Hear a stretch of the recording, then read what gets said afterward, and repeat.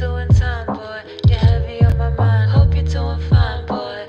Promise that you'll take it easy and be nice, boy. Drink your water, rest your eyes, it'll be alright, boy. Like you were that night. Sorry I ran off. Never got to be your lover. Wish I met you so nice. I feel you thinking about me. I hear your name in the breeze. You're all that I see. The birds singing melodies. Just remember you're all that I breathe. Remember all around me. The ocean, the sun, and the trees.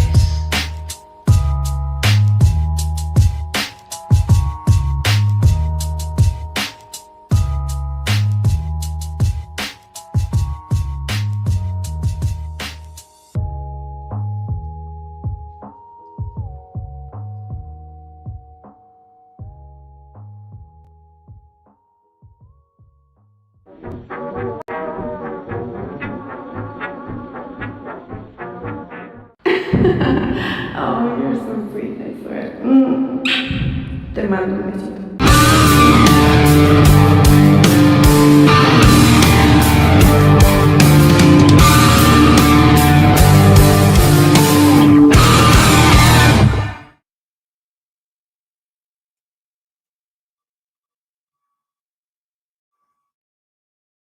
All right, cool. We're on. Disco Acid Cult TV. What's up, Proto Max? What's up, Francis? Yeah, we definitely. I was gonna start with the Brian Wilson death, which there's no story. Obviously, he just was old and died, which means we're immediately gonna go into Charles Manson content because that's what we have to do. Yeah, no, I like the intro a lot too. I feel like it's very anticlimactic with the way that the intro is cool. There's that cool song. I like that song that I used for the first 2 minutes. I've still never told that girl that I use her song in my intro. I'll probably never tell her. Maybe one day she'll find out and she'll get mad about it. I don't really care. She does think I'm hot, I learned recently. So I kind of take that as permission to use your song. So, whatever. That's the way it is.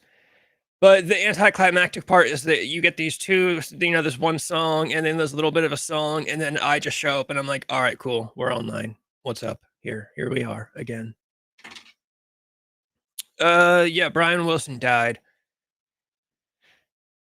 I mean, that's really all there is to it right now, I guess. But he was 82.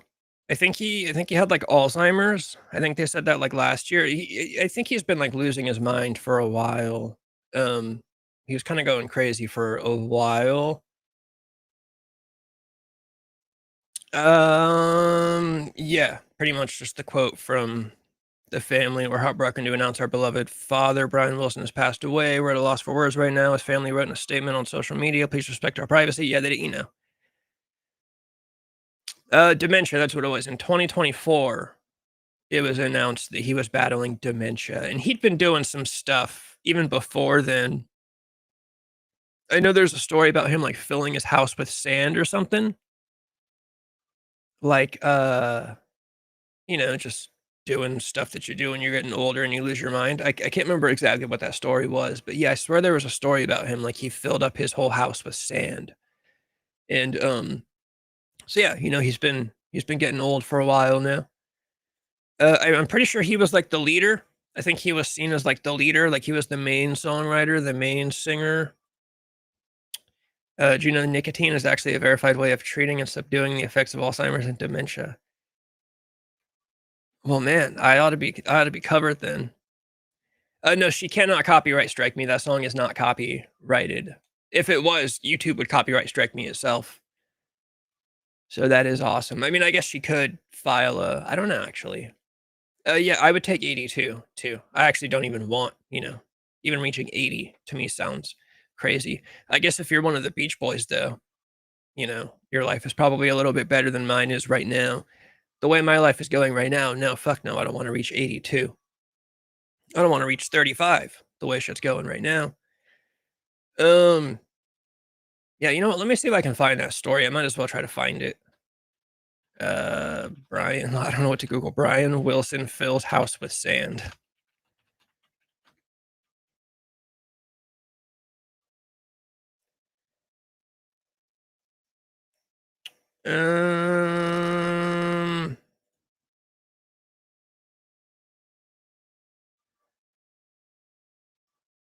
I don't know. It looks like a lot to go through. He also talked his wife. Okay, yeah. So he talked his wife Marilyn into accepting a sandbox in the dining room. Surrounded by sand, he would feel like a kid again and feel the joy that kids feel at the beach. This, he said, would inspire his songwriting. So I guess in this article that I'm reading is from 2012. So I guess that's you know, he painted it as like creative reasons. So maybe he wasn't filling his house with sand because of like I said he was going crazy, but I don't know. I guess that's up for debate. You can either think he filled up his house with sand for creative purposes to, be a beach boy, or you can think he was kind of losing his mind already. Dennis Wilson was the only real beach boy of the group, though. You know, Dennis Wilson was the only like actual surfer, and kind of like darkly coincidentally enough, Dennis Wilson ends up dying. I think he drowned. I think he was swimming in the ocean drunk. Dennis Wilson kind of started losing his mind after all the Manson stuff. It was funny. I've been binge watching old episodes of Full House recently. I love that show. And I got to the Beach Boys episode, and that episode aired in 1988. And I'm sitting there going, which one's Dennis Wilson? Why can't I see where's Dennis Wilson? How do they have the Beach Boys on Full House without Dennis Wilson? And then I'm like, oh, of course, duh. Dennis Wilson died in 1983. And the Full House episode was obviously 1988. Yeah, Dennis Wilson died. Let me see. Yeah, Dennis Wilson became an alcoholic, became addicted to cocaine and heroin. By the last year of his life, he had virtually lost his normal speaking voice, couldn't sing, and had forgotten how to play drums, often missing Beach Boys performances in the process. Following a confrontation on an airport tarmac, he declared to Rolling Stone that he had left the Beach Boys. And then, he drowned. Dennis Wilson drowned in 1983 at Marina del Rey after drinking all day and then diving in the afternoon to recover his ex-wife's belongings previously thrown overboard at the marina from his yacht 3 years earlier during their divorce. So in 1980, he's in a fight with his wife. He throws all of her shit into the ocean, and then 3 years later, gets drunk and goes into the ocean to retrieve the things that he threw out 3 years ago, and then he drowns and dies. Yeah, Dennis Wilson is obviously my favorite of the Beach Boys just because of the Manson connection. So the Manson thing is that the more of these people die, right, the more that we lose from these people from that generation, like, we're not gonna get any deathbed confessions. Like, what do we have, like, Jack Nicholson, we have Roman Polanski still, right? Roman Polanski still kicking? That would be an interesting deathbed confession if Roman Polanski decided that, like, on his deathbed, he was gonna tell the world, the true story about, Charles Manson. Um, who do we have left from do we have anyone left from the Mamas and the Papas?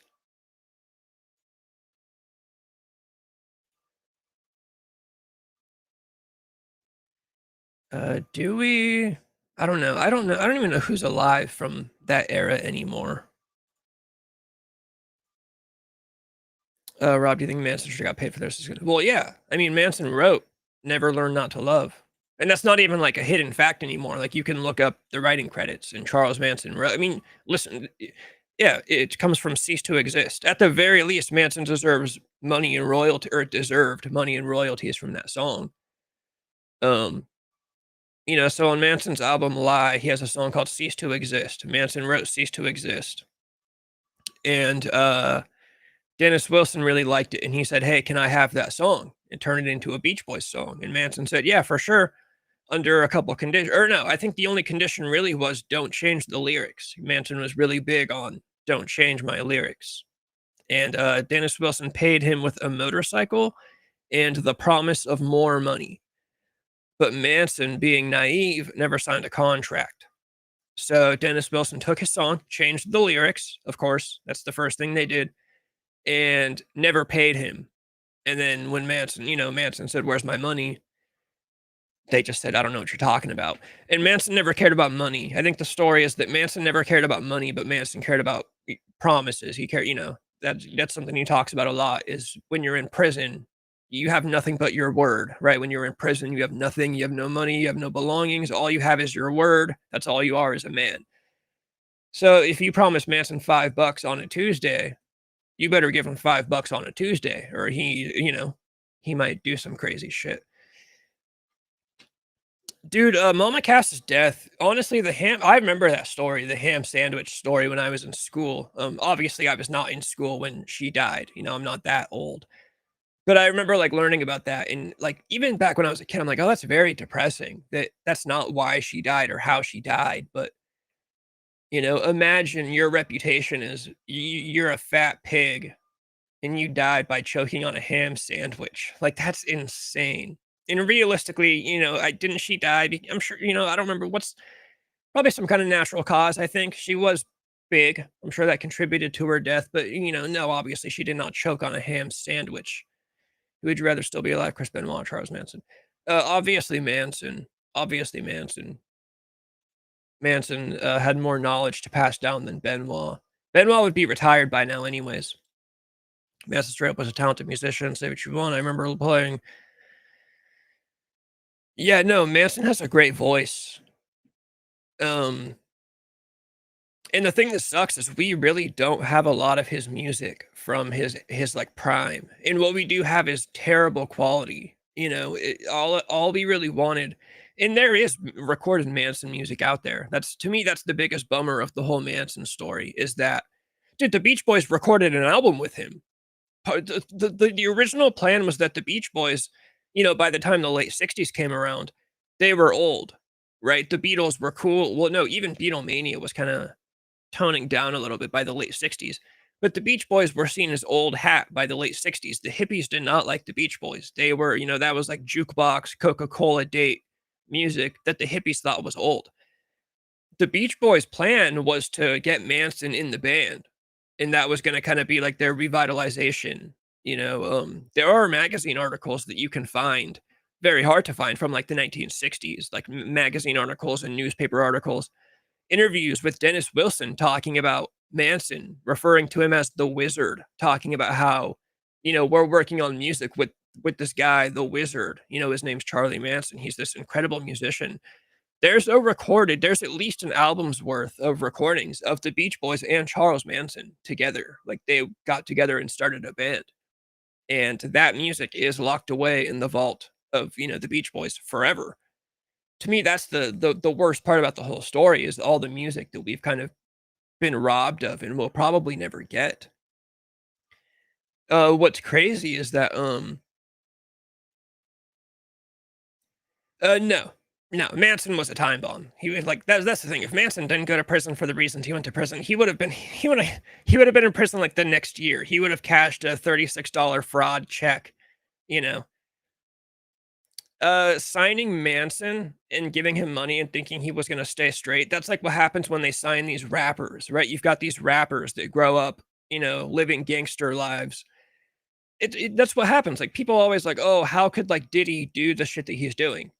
Bro, Diddy was a dirtbag that you just gave millions of dollars to.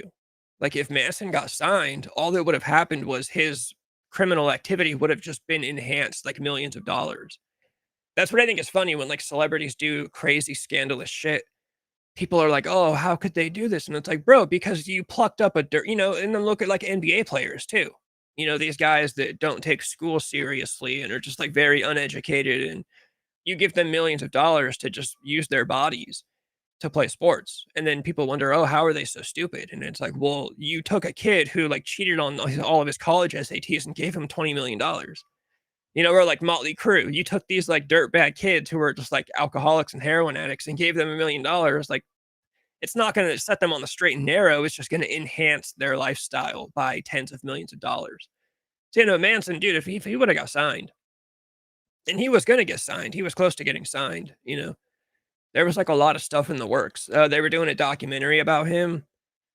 Um, he had an album recorded. He had his music with the Beach Boys that they'd recorded. Like, there was gonna be a lot. Manson was gonna be, like, big in the '70s. Like, he was gonna be a big deal.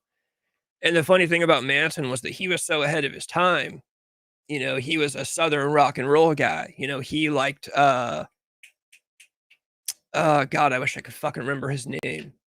The country singer, where there's like 3 of them. Jesus Christ, Francis, you gotta help me out on this one. There's father, son, and grandson.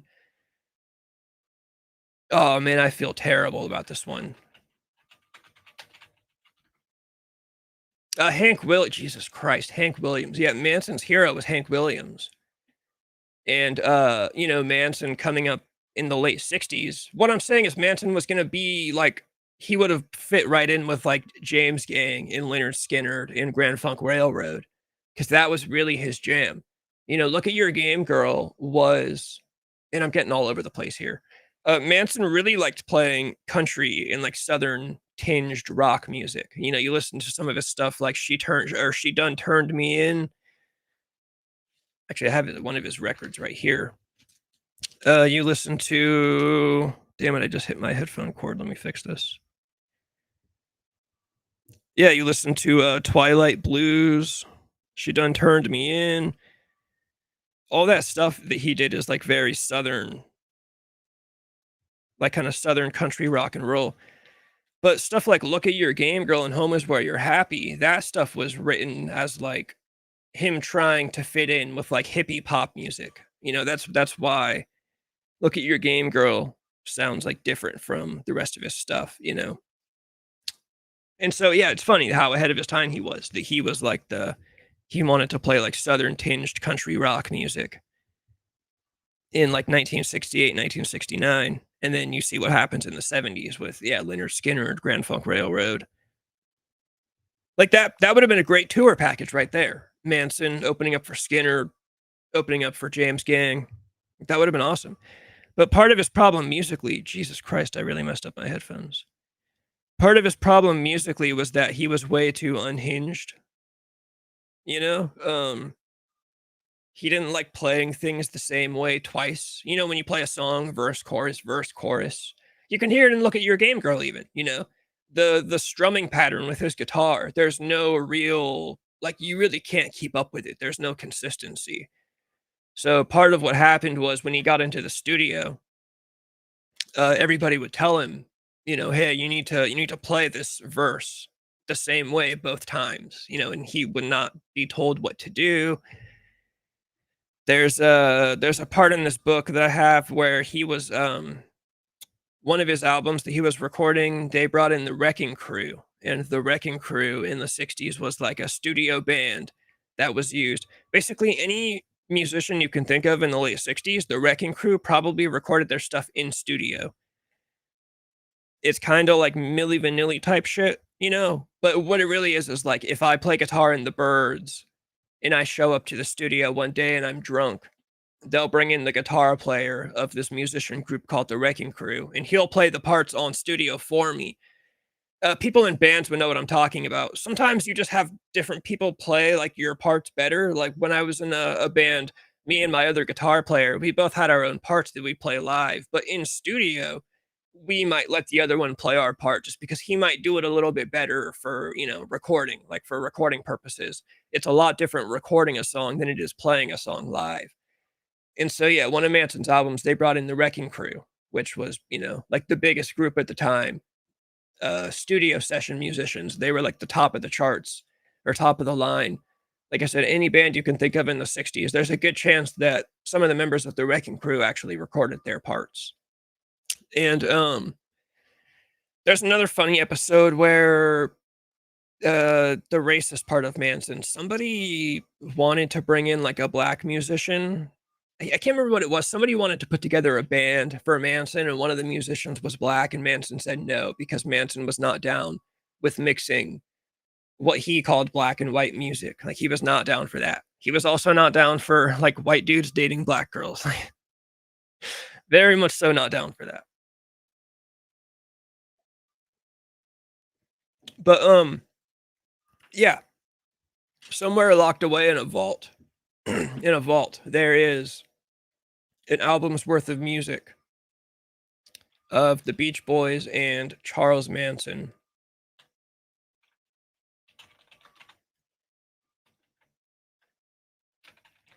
There's a song by the Beach Boys called, I've talked about this before, it's called Well You Knew God. It's called Well You Know I Knew, and it was released on a compilation, and, it's kind of a very credible rumor that the guitar in that song is Manson playing guitar, and the Beach Boys kinda accidentally released it. You know, like old bands, every once in a while, they'll release, like, a box set, you know, like a 30th edition or 30th anniversary of Nirvana. Here's a new Nirvana box set with some demos that you haven't heard before. And that's just the studio pulling unused demos out of the vault and just saying, here's an album, like, buy this.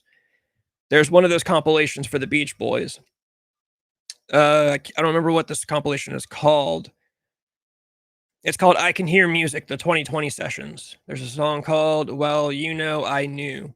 And it's been said by some people that were like involved with the Beach Boys that, yeah, it's probably Manson playing guitar on that song. And they accidentally released it basically. They just kind of pulled it out of the vault and put it on the album and were thinking about it. Manson's racism comes from his time in prison.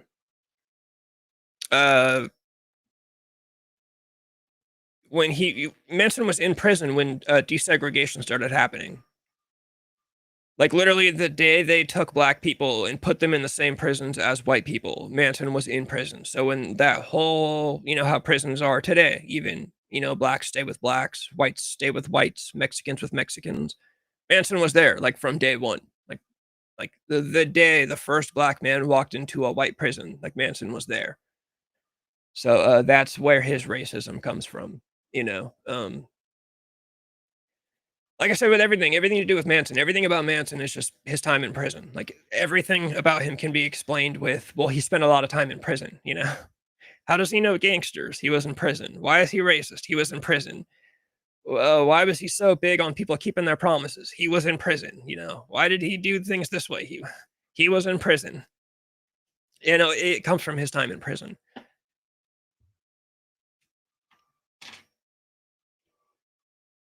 And the thing that's funny is I don't even it's not even it's kind of like a debated topic. You know, obviously people today, like people of my generation, would of course immediately call Manson racist. And I'm not saying that he's not, but in like circles of they get into more nuance and you know, more, you know, like studious topics of the whole story. They kind of will you'll see people go back and forth on was he like a full-blown racist because he knew black people, you know, he hung around with fucking gangsters. Like he obviously knew you know, he knew all types of, you know, he loved Mexicans. That's like one of the kind of like the funny things about him. He went to Mexico for a time and he like loved his time there and he really appreciated like the Mexican culture and but then like I said, he was possibly involved with murdering somebody because he was dating a black woman. So it's like, well, damn. Like, I don't know, was he just like racist 3 days out of the week and then the other days he wasn't? Or I typically just say he was, like by today's standards, you know, of course he was. But yeah, that's usually the reason that people come up with was his time in prison is where his racism comes from.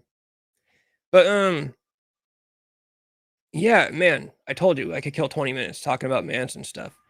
Yeah, Brian Wilson. The thing about the Beach Boys is they all, you know, like I said, all these people from that era, like they know this stuff. They all know like the real story, but they're never gonna tell. What's always confusing to me is like why? Like why keep it? I think it's of their generation. You know, like back in the 60s when you were a celebrity, you didn't talk about your drug addictions and you didn't talk about, you know, your like your shady deals and you didn't talk about your, you know, they were all making porn and like going to sex parties and doing weird shit. Whereas today, every celebrity is like, "Hey, I'm going to rehab tomorrow. Wish me luck. By the way, check out my OnlyFans. There's a sale going on." That's how things work today. In the 60s, it was way different.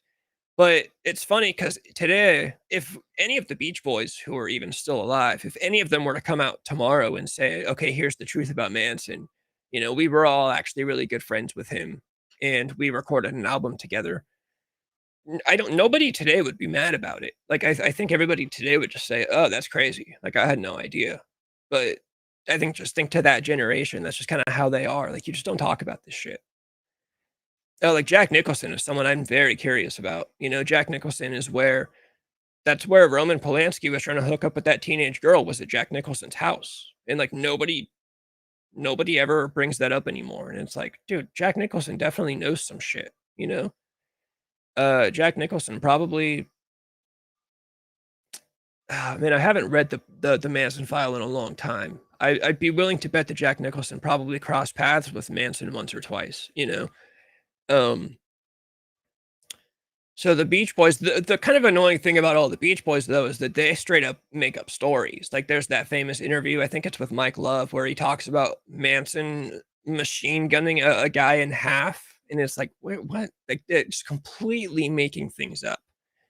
Like, it's one thing to just kinda deny and not talk about things, right? Like, it's one thing to just say, "Oh, no, I never really knew that guy." I don't know. I don't know what to tell you. But the Mike Love interview where he talks about, yeah, let me see if I can find it. It's a very famous, like, everyone knows this clip. These ads, 'cause like I said, I'm broke, I don't pay for YouTube.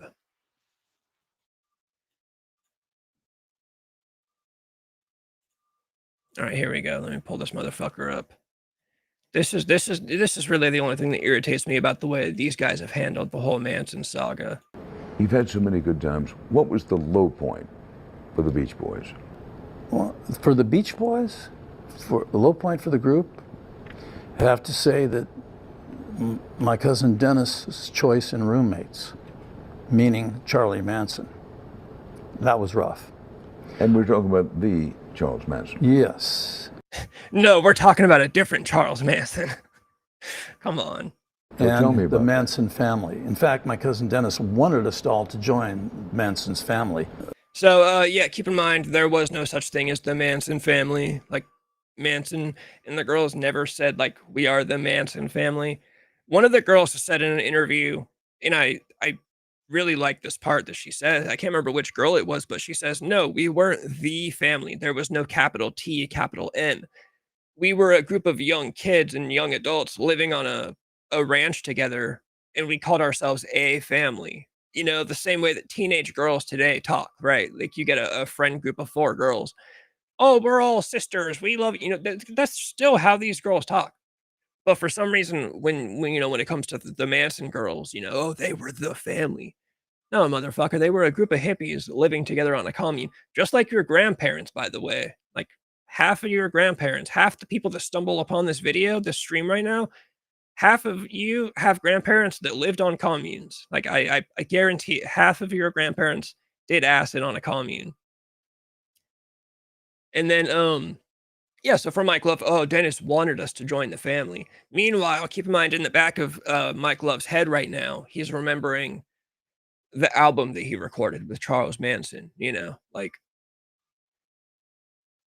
no updates on Patricia Krenwinkel, but I did read an interesting comment that we didn't think about, when we talked about it on stream. Was, we were speculating, do you think Patricia Krenwinkel will be released? And I was saying, I think she will, because Leslie Van Houten got out.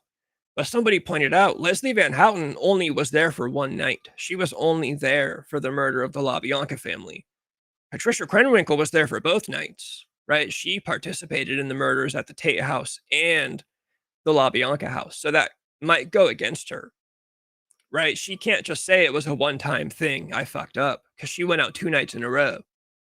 So I thought that was a very interesting kind of point of view when it came to that, when it comes to her getting paroled. But no updates yet. Gavin Newsom is too busy begging to be arrested for clout at the moment. I'm sure he has a lot on his plate.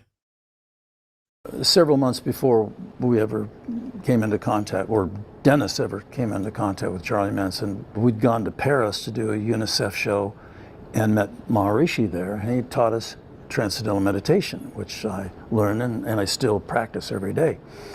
And I was invited by Maharishi to go to India, and when I got to India, to his place in Rishikesh, India, the Beatles were all there.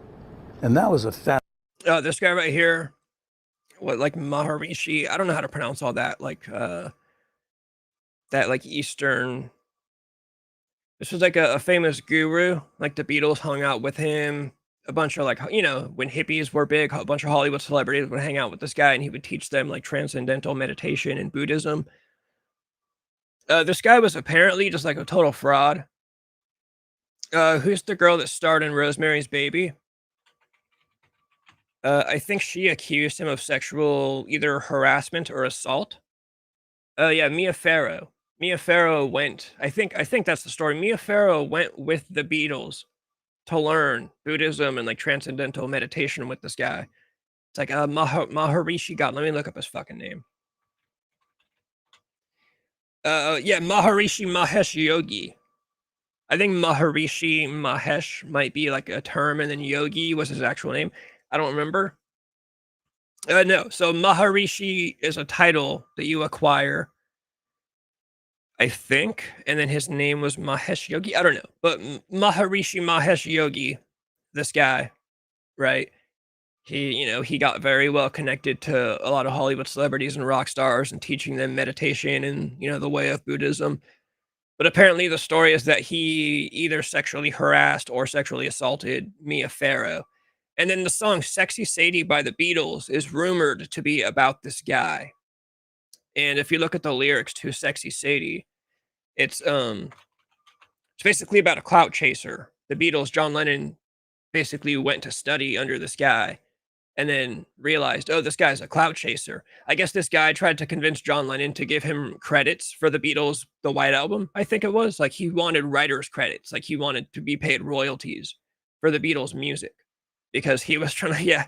So this guy was like a total fraud. Yeah, Sexy Sadie, what have you done? You made a fool of everyone. Sexy Sadie, you broke the rules. You laid it down for all to see. One sunny day, the world was waiting for a lover. She came along and turned on everyone. And yeah, so that's this guy, by the way. So it's funny that Mike Love I don't know, maybe Mike Love had a better experience with this guy than everyone else did, but it sounds like he wasn't the greatest representative of Buddhism or any kind of meditation practice. And so was Mia Farrow, and so was Donovan. It was a very fascinating time with music and the meditation and the lectures. Most fascinating time. Then coming back from that, Martin Luther King got assassinated. And then a while after that, Dennis picks up a couple of girls hitchhiking. Dennis Wilson is a great looking dude in like the late 60s, early 70s. One of those guys, I always say every man is allowed like a short list of dudes that you're allowed to say are like good looking dudes, which is funny because we're going to get to Jared Leto later on in the stream. And Jared Leto's like the top of my list of good looking dudes. But Dennis Wilson had a great head of hair, that's for sure. And brings them home, and they happen to be two of Charlie Manson's girls.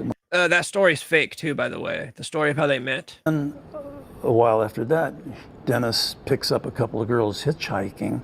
Yeah, the story that they'll tell you about how Dennis Wilson met Manson was that Dennis was out driving and he saw two girls hitchhiking, and they were two of Manson's girls, and he took them home, and like the girls went back to Manson and said, hey, we met Dennis Wilson, and then Manson just showed up at Dennis Wilson's house. No, they met at a party. Manson and Dennis Wilson met at a party, and I think Tex Watson may have met Dennis Wilson first at a party. He might have even introduced Manson to Dennis Wilson. But no, Manson met these people at parties. Like, he was just part of the Hollywood party scene, basically. There was no hitchhiking. There was,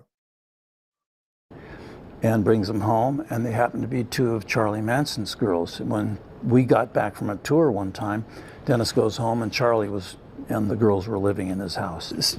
We were invited to go to dinner at Dennis's place. Bruce Johnson and I were invited, and we took a break from the studio, went over for dinner, and Bruce and I were the only people with clothing on.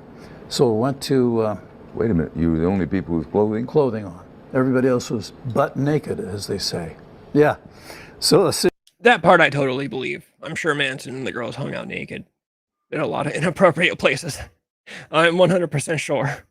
Sitting around a big circular table, and then after dinner, they all went to a den area, and Charlie turned on a strobe light and passed out supposedly LSD, which I don't know about because I never took it. So it was too much for me. So I left and went to the shower, and somebody followed me into a shower. And then Charlie opens the shower door. "You can't do that." I said, "Excuse me, you can't leave the group." He looked at me with those Charlie Manson. That's probably not true either. There's probably no instance where, what did he say? He went to leave the house and Manson just said, "No, you're not allowed to leave." He followed me into a shower. I don't know about because I never took it. So it was too much for me. So I left and went to the shower, and somebody followed me into a shower. Yeah, I don't believe that Charles Manson followed Mike Love into a shower. And then Charlie opens the shower door. "You can't do that." I said, "Excuse me, you can't leave the group." He looked at me with those Charlie Manson eyes. Let me get this picture. Yeah. And I did read the book, but I want to hear it from you now. Uh-huh. You go to the shower, Right. and, quote, somebody joined you in the Yes. shower. Right. I don't need details on that. But then Charles Manson comes, And opens the shower door. opens the shower door, and says, "You can't do that." Says, "You can't do that." I said, "Excuse me, you can't leave the group." So I got out of the shower, got dressed, and got out of there as quickly as possible. And as I'm driving back to the studio, I was thinking, well, Dennis, you really got a live one on your hands now. We never knew that he was that type of mentality that would be murderous. Their nickname for Manson was Crazy Charlie. So, you know, he kind of, when you notice that he kind of contradicts himself right there. Like, he's like, "Oh yeah, this guy was crazy. This guy was looking at me with crazy eyes. He told me you're not allowed to leave the group." But then he's like, "We didn't know he was that type of, you know, murderous crazy." Like, well, which one is it? He was either like a crazy guy that scared the shit out of you, or he wasn't. But I was once in the studio at my cousin Brian's house with Dennis, and I said, "Why are you so uptight?" He said, "Well, I was out at the ranch," meaning the Spawn Ranch, and I saw Charlie take an M16 rifle and blow a black cat in half, I mean a human being, and stuff him down a well. He never said that to any of the authorities. Yeah, see, that's the story. There's nothing. There's no proof of that story. That's the goofiest story ever. That, like, Manson was just like killing dudes on the ranch with big guns and shit. You know, like, how is he not getting in trouble for that? Like, what? This guy's not missing. The police don't go looking for this guy. I like how Mike Love refers to black people as black cats. That I'm down for. That's fine. I think that's funny. But no, that's my problem with, like, Mike Love and the Beach Boys, the way they handled it. You know, it's like, you can't deny that you knew this guy, right? You can't lie about recording music with him and actually being really good friends with him and being very close with him. And then also on top of that, make up stories. Like, you either deny, and you kind of shy away from the topic and just don't talk about it, or you are just honest about it. You know, they not only deny how close they were with him and deny how much they worked with him, but then they go out of their way to, like, make up these bizarre stories about him shooting black people with big guns at Spawn Ranch. He's never told it to anybody, but he told me. By black cat, you're talking about a human being? Exactly. An African-American person. And Charlie had this whole thing about Helter Skelter, which is a Beatles song, having something to do with a race confrontation, and that they had to do something heinous and they would lead the world, kind of thing. He was, you know, I don't know, it's out of his mind, actually. My question to you is that once it's revealed of the savagery, the almost unbelievable weirdness of the whole Charles Manson business, and it's revealed that the Beach Boys have had a connection. Yes. Did you think at that time this is going to ruin us? We're finished? No, because it was Dennis's connection. You know, he was the only one that had that connection. You know, the rest of us were going about our lives however we went about them, and had nothing to do with Charlie. Zero. So, and it's funny because People magazine ran the Beach Boys and their friendship with Charlie Manson. Well, it wasn't the Beach Boys, it was Dennis Wilson. But he's one of the Beach Boys, so that's what I mean by, you know, an individual and a group and their tastes and lifestyle choices and friendships influence us all. We've talked some about what I wanted to talk about, and I've got other things I want to talk about. But let's pause for a second. When you came into this interview today, was there anything you said to yourself, well, if we don't get to any other subject, I want to say something about this. Is there something you want to talk about? You know, probably one of the more important things about me that people don't often focus on is world peace. Oh yeah, that's all he says about Manson. I don't know what you're about to go on to say, but it sounds like that part's over. Yeah. Yeah, Manson was honor as far as like, criminal honor. That was kind of his thing. Like he wasn't just like a killer. Like that's kind of the main thing. He would kill people, you know. He certainly had no problem like hurting people, but it was always for like a reason, if that makes sense. Like he wouldn't just walk around and just like shoot people, you know. It was like if somebody stole money from him, if somebody wronged him or wronged his friend, he would do something about it. But no, he wasn't just like out just blowing people away with big guns for no reason. So that was always my biggest complaint about how all of the Beach Boys handled the whole Manson thing, And it kind of seems like they use him for clout at times, like when it's convenient. Like that whole story he just told. Like he's just trying to like spruce up an interview. He's just trying to create a moment to like, oh, I told an interesting story in an interview. Otherwise, you don't have shit to talk about because you're, from the Beach Boys, one of the greatest bands of all time. But they're old. They haven't done anything in a long time, which is fine. Even in the comments down here, someone says that thing about Manson killing a black band has never been confirmed. Nothing.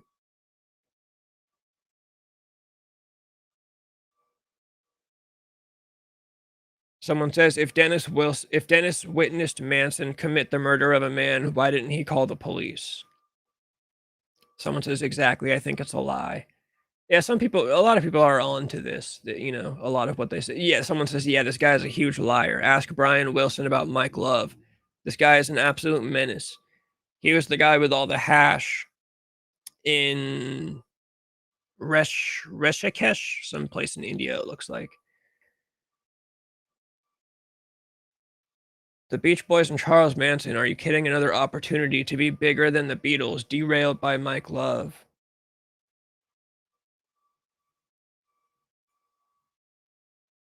Damn, I'm actually glad to see people in the comments of that video putting some respect on Manson, saying like, hey, if we would have got that Manson Beach Boys music together, the Beach Boys, dude, that would have been huge. That would have been a huge thing if we really would have gotten a record, like a full-on record.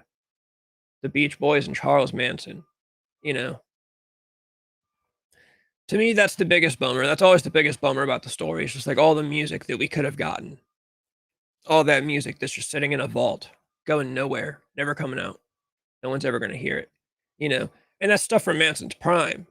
That's part of what I was saying is most of the music that we have from him today is like stuff from his like when he was in his 50s and 60s, and it's like recorded on a fucking potato in a prison cell. There's the Lie record, which I have on CD. And then there's the Gold Star Studio Sessions, which is the one that I have on vinyl. And even those are both kind of, not the greatest quality. The one I have on record, the Gold Star Studio Session, that's the best quality Manson music we have. The stuff on the Lie album is pretty shoddy.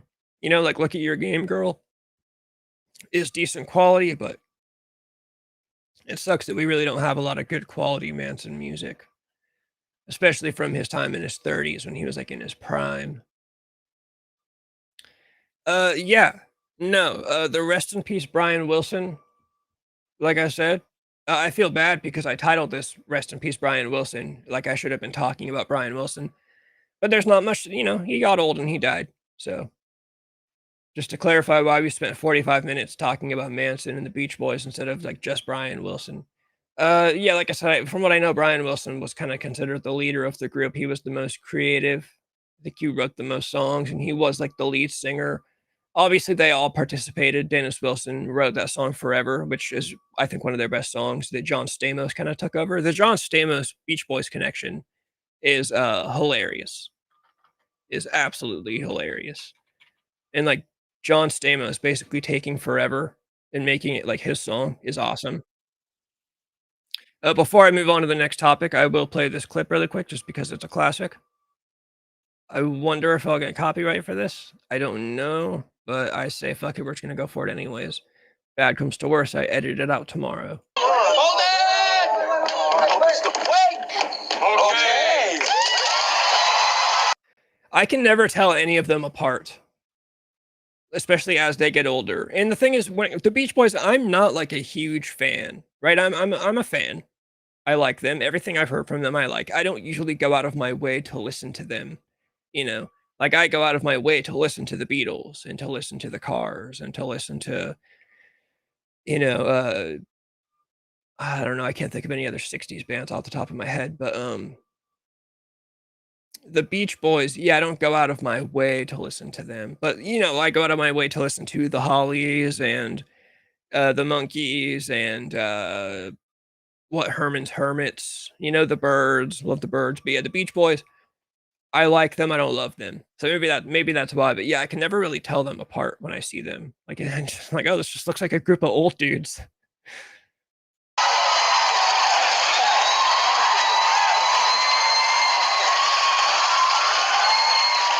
Hey, you're the Beach Boys. Come on in. Would you mind wiping your feet first? Thanks, I got a clean fit. Dr. Love. Oh, Wilson. Hi. Hey. Hi. Nice to see you. Hi. Hi. Wow. You're Al, you're Bruce, you're Brian, you're Carl, you're Mike. Hey. Bruce, how you doing? Love your views, Mike. Is there a DJ Tanner here? Yeah, that's me. Hi. We hear you're not coming to the concert. Bon Jovi in town? No, it's a long story. Well, we've got time. They never start the show without us. Let's order a vegetarian pizza. Hey, who are these guys? Well, Stephanie, I'd like to introduce to you the legendary Beach Boys. Big boys. Cute kid.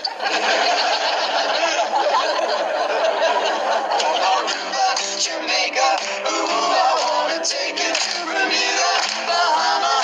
Come on, pretty mama. Key Largo, Montego, baby, wanna take you down to Cocoa. We'll get there fast, and we'll take it slow.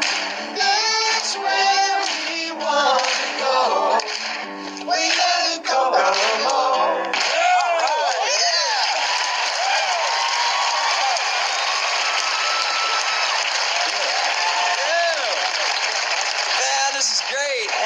Beach Boys, singing, eating pizza. You guys want to come and see my room? What am I saying?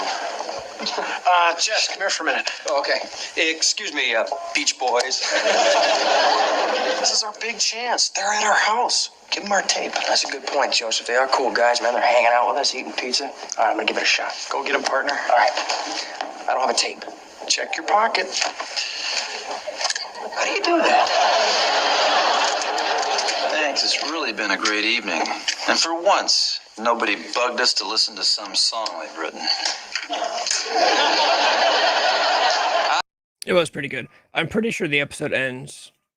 I think this is the one where the episode ends with they play the show with the Beach Boys. It's like stuff you think about when you're like you daydream about when you're in like 6th grade. You're like, oh, if my favorite band came to town and they pulled me up on stage and let me sing with them, that'd be awesome. Oh man, John Stamos, what a great head of hair. A great head of hair.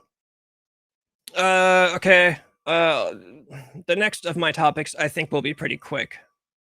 And then I'll just divulge into, or not divulge, and then I'll just get into trying to get more of the viewers to say shit in chat to kill some time. Sabrina Carpenter, she posted her album cover, or what it looks like it's going to be the album cover of the next album. And people are arguing about it on the internet. Here we have it. The album is going to be called Man's Best Friend. And it is literally Sabrina Carpenter on her hands and knees with her hair being pulled by a dude. Like, I have a video of this, of like my ex-girlfriend in my Dropbox. Like, that's what, like, this is crazy. So one of the things that's funny, this tweet that I have pulled up specifically is from a Twitter account called Wicked News Hub, and it says, "I'm seeing a lot of discourse about Sabrina Carpenter's new album cover. For those of you who may lack critical thinking skills," right, this person's coming in hot, "the cover is clearly satirical with a deeper meaning, portraying how the public views her, believing she is just for the male gaze." Okay, I love Sabrina Carpenter, obviously, as you can see by the background on my stream. But this person is delusional, acting like the public is the ones that are sexualizing Sabrina Carpenter. Bro, Sabrina Carpenter like has turned herself into being an object for the male gaze. Like, what are you talking about? And I think this is kind of a thing that goes on a lot today with girls specifically. Like, you see girls on the internet saying, like, "Oh, all men do is sexualize us and treat us like we're good for nothing but sex." And then their next tweet is, "I'm running a sale on my OnlyFans. You can get pictures of my butthole for $6.99 a month." It's like, okay, well, you can't tell me that you're being sexualized by everyone else, but then you're also, releasing an album with you on the cover, like this, which, by the way, Sabrina Carpenter, like I said, I love her. I don't think she says any of this stuff. I think she literally is just doing the Madonna thing, right? I think she's just being a hot pop star, which is kind of what I like. I would dislike it if she did interviews talking about how, oh, men only see me as doing, being a sex object. I like her because she doesn't talk about that stuff. She just does this stuff and then goes on and continues being kind of silly and lighthearted about it. That's what I do like about her. I mean, I guess it is genius, doing the stuff and letting the discourse happen on the internet naturally. But the people, the people that kind of theorize about why she does things like this are just retarded. Like, this is just retarded. This is the most retarded take of all time. To say that, oh, the public views her as just being for the male gaze. Like, bro, she volunteers herself up to be like for the male gaze. So it's that's her own doing. And I think she knows she's doing it. Like, that's the thing. I bet you in real life Sabrina Carpenter would tell you, like, "Oh yeah, dude, I'm selling albums." You know what I mean? I think she would straight up tell you, "Dude, I'm fucking selling albums." Like, I don't think she's trying to make any kind of statement by any of this. I think she's literally just doing the Madonna thing. I think she's just like, "Yeah, I'm a girl, I'm hot, I'm in my 20s. This will sell." So, I can't say anything bad about the album cover. It's a great, I mean, come on, it's an awesome album cover. This is a great album cover. I bet you it is a little bit, it is a little bit satirical. I don't like her new song. I don't like Man Child. I'm not a big fan of that song at all. My complaints are very particular. I don't like the way she does the whole, when she says the word man child, she goes man child. I can't sing at all. But she goes higher in the middle of the word. When she says child, she goes child and it goes up. I wish it was just man child and it started at the, I can't describe this at all. This is terrible because I can't sing. And then the fuck my lifeline, like, syllable count in songs is like a big thing to me. So for you to go man child and then fuck my life, it's just the whole thing. Whatever. That's the worst explanation I've ever given for anything, but I don't like that song. I was kind of bummed out. I hope the rest of the album is a lot better because I thought Man Child was a pretty weak debut single.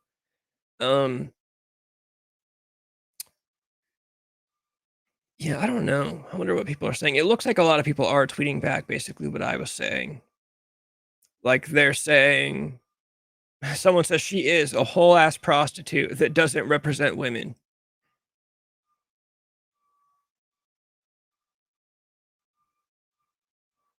Someone says, I don't care what anybody says. If Sabrina Carpenter and I were dating and talking about making a baby, Jesus Christ, people are crazy. If Sabrina Carpenter and I were dating and talking about making a baby, we'd be arguing all day about this album cover and possibly breaking up. Well, I guess that is a good thing that you're not dating Sabrina Carpenter. Witches Brew, what's up? What time did you get in here, Witches? We were talking about, oh yeah, no, that was awesome. You actually pointed that out to me. I hadn't finished, or I hadn't watched the music video yet, and then you commented on one of my videos and talked about how Dig is in the Man-Child video. And yeah, that was awesome. I'm glad he's working, and that's a pretty big role. for an actor. I mean, Sabrina Carpenter was in her fucking music video. Proto Max Dag is the kid who played child Michael Myers in the Rob Zombie's Halloween.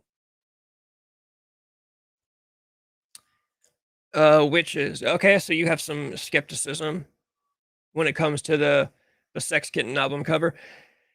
I was basically saying that I don't think she's like making any statements, honestly. Like some people, people are talking about it on Twitter.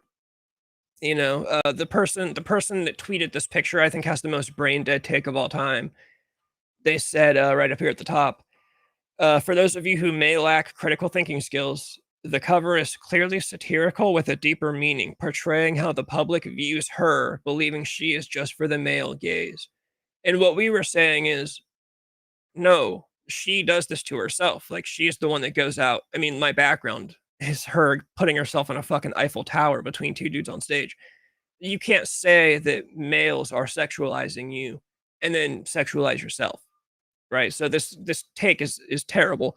But I don't think Sabrina Carpenter even thinks about this stuff. I think she legitimately is just kind of doing the Madonna thing, is what I was saying. I think she's just like, I'm a hot blonde girl, and I'm going to do this on an album cover, and it's going to sell. That's just my take. I don't think she's making any kind of statement. Last time he was in Blondie, he was banned. Okay, see, I didn't even know he was doing music video work. All I really knew was that he was in the Halloween movies, and then I know he's like a rapper. I think he's like pursuing I've seen his Instagram a couple times, and he like raps and like releases music. I'm really not into any of it, but yeah, good for him for getting a role in a Sabrina Carpenter music video. But yeah, I don't think she's ever making any real statement. Like, I don't think, I think if you were to talk to her in person and ask her about this, I really think she would just say like, dude, like, I'm making money, this is what the people want to see. I don't think she's doing any type of like feminist work. I don't think she's really doing any type of deeper meaning. I mean, dude, one of her lyrics in her song, Bedchem, she literally has a lyric that it says, come right on me. Like a whole ass line is come right on me. Like, dude, she's not making statements. Like, she's just making pop music. Her aunt's Scientology criticism. I knew her aunt was the voice of Bart Simpson. I knew that. What happened with the Scientology thing, though?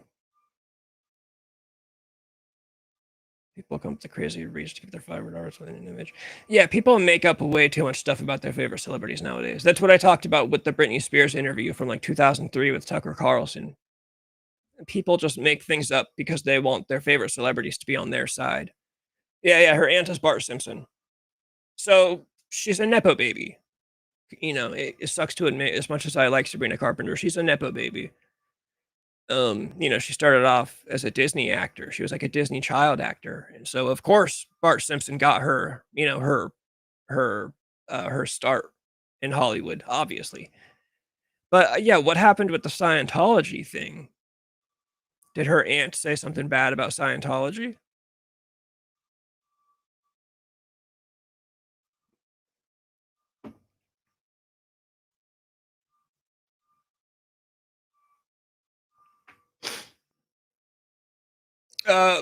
While I wait for you to respond to that, I did forget to mention I purchased a you guys will make fun of me for this one.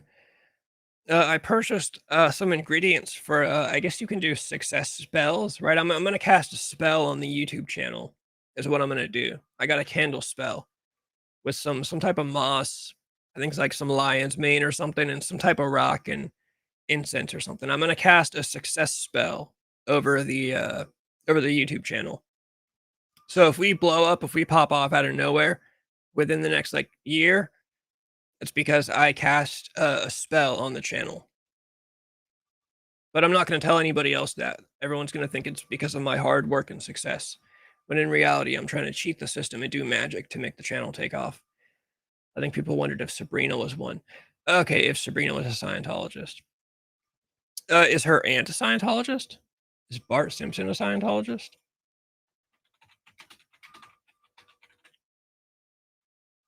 Oh, if you look up voice of Bart Simpson, Scientology comes up. Oh, okay, yeah.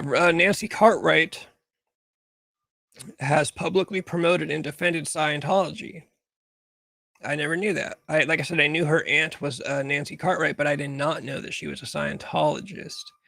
And not really her aunt is just part of the church, so people assume Sabrina's part of it too, I guess. That would make sense. The people would assume she is. I don't think Sabrina Carpenter is that. I don't want to. I don't want to say I don't think she's not that deep, because I don't think you have to be that deep, obviously, to be a Scientologist. I don't think you have to be any kind of genius. I just, look again. I love Sabrina Carpenter, but I don't think she's. I think she's kind of an airheaded blonde. Uh, feel free to scold me if you think I'm being mean with that take. I, you know, I, yeah, I don't know. I would have a hard time seeing her, like hanging out with like Tom Cruise and shit or something. But I could be totally wrong. I don't know. She could be a diehard Scientologist. She could be a genius, and I'm just, don't know her personally, obviously. Would Scientology be all right with that? I really don't know anything about Scientology. As much as people talk about it. I wonder, does Scientology have any limits? Like, would they say, hey, Sabrina Carpenter, if you're going to be one of us, you're not allowed to go put yourself in an Eiffel Tower between two guys on stage? Or do they not care about that type of stuff? Like if she was a Christian, I'm sure her church would be telling her, like, hey, can you please not get on your hands and knees on an album cover? You're representing us as a church. I wonder if Scientology has any kind of morals that would go against that. I don't know. I think that's kind of a hard sell to convince us that she's a Scientologist. But obviously not impossible if her aunt is. Maybe I should become a Scientologist. Like, just for content. That would actually be great. I just join the the Church of Scientology, and then I can just like talk about what I find out and what I learn on the channel. How do you even join the Church of Scientology? Are there even like churches around?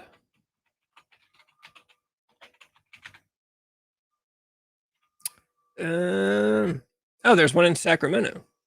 Church of Scientology of Sacramento.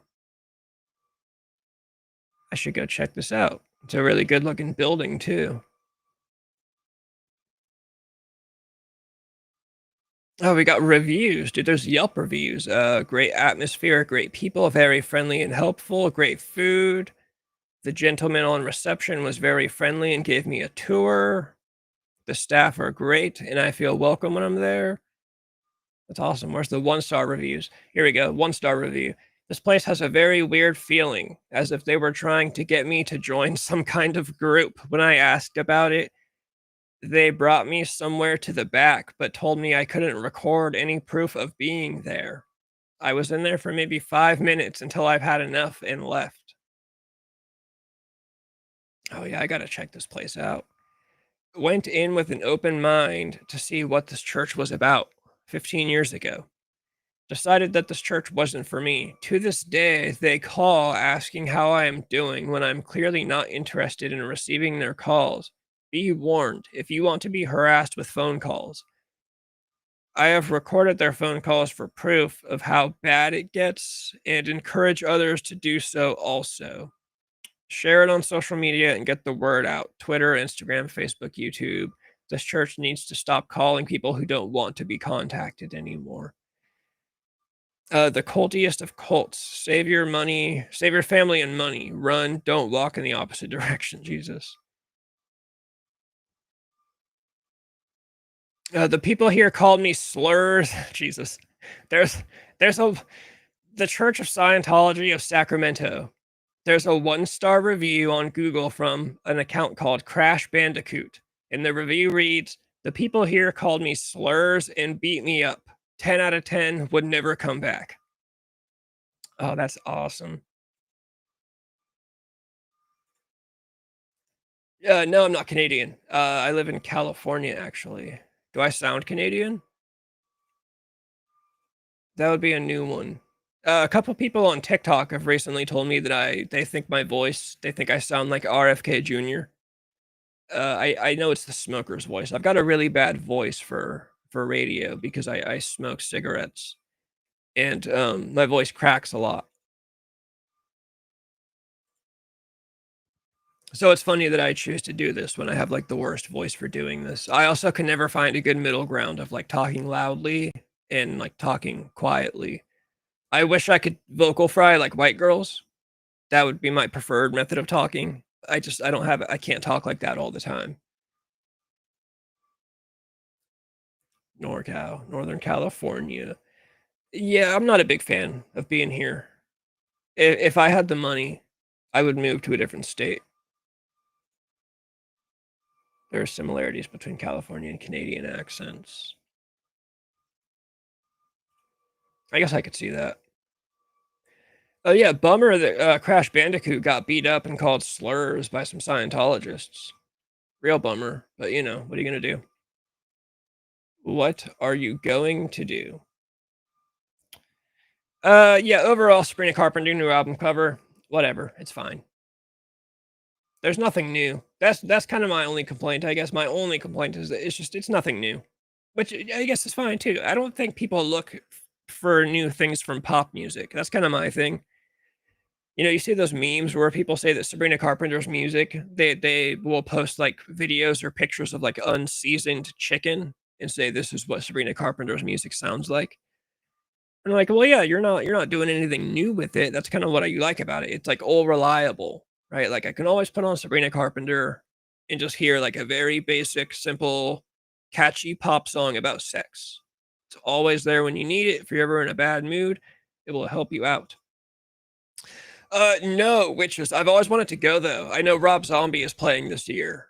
On the same day as Marilyn Manson. They're both playing on a Sunday, I think it is. And I really want to go.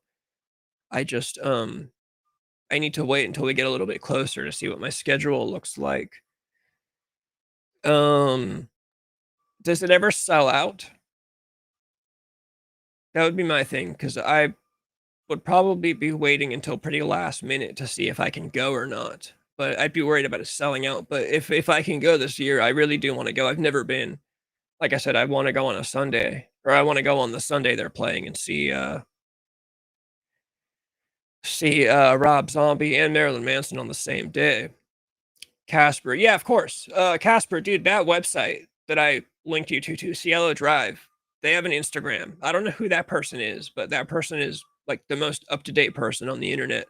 I think they even have a Patreon. I don't subscribe to it, but they have a Patreon even where like this person publishes like court findings, and it's crazy that there's still news coming out about the Manson story. There's another website too. I think it's literally just called charlesmanson.com. That's also a good source, but I don't think that one posts as much like news and stuff. Cielodrive.com posts like straight up news, like up to date. Yeah, no, charlesmanson.com is just kind of all the facts that we already have. But yeah, cielodrive.com. That's the way. Recently when they had Ozzy, it did. Okay, so it can sell out. Then yeah, I don't know. It's up in the air if I go this year or not. I do need to see Rob Zombie before. I don't want to say before he dies. He just turned 60 though, you know, so he can't keep doing his thing forever. So I do need to see him sooner or later. But no, I've never been to an aftershock, but I've wanted to go for a while.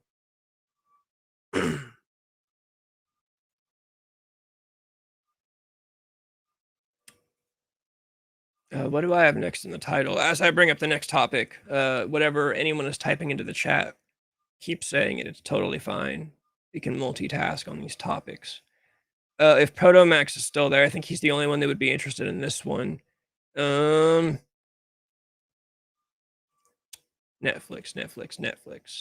Netflix is God. It sounds like it could be bad. Netflix is developing a pro wrestling drama series named Tuesday Night Titans. The series follows a tenacious writer who risks her career in the big leagues to recruit her estranged childhood best friend, a jobber on the indies. I like how they're using Netflix is getting into wrestling slang, like using the word jobber. To join the same behemoth company they idolized in their youth. Their destinies become entangled as they battle personal demons, ruthless colleagues, and their complicated history in an industry where kayfabe isn't confined to the ring, but bleeds into every aspect of their life. So, like, it's a wrestling drama, but it's about a female writer. And I'm not saying female writer as if, like, my opinion would change if it was a male writer. Yeah, why? I don't get it. So it's about a writer who's gonna help their friend get a job as a wrestler in the WWE, because let's be real, it says, behemoth company. Like, come on, we all know. We all know what that is. Yeah, I did see, the thing about that comes from Jonathan Coachman, I think. I think it's Jonathan Coachman who said that. And, people are saying that was it Jonathan Coachman who said it?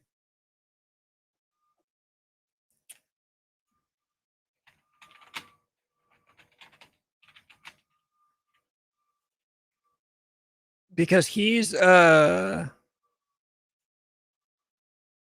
people have been talking about how God, who's the guy that fucking said it?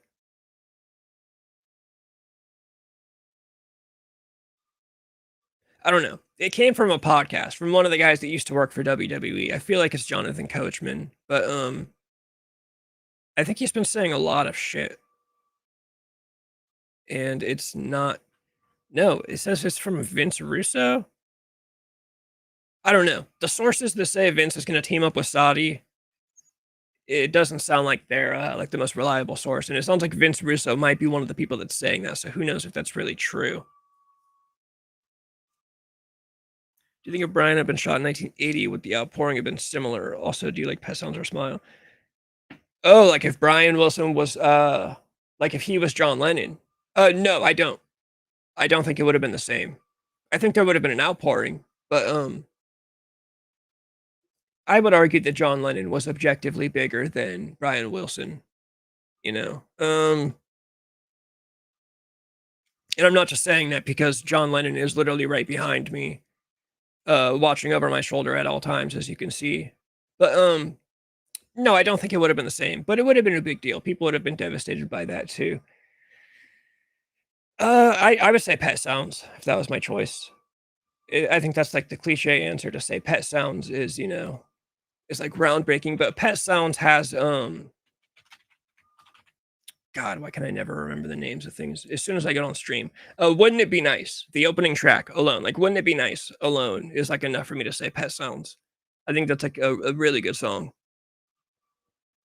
So I would definitely go Pet Sounds. I feel for Carney Wilson. I liked her song she did with her dad. I don't even think I've listened to I don't even think I listened to anything that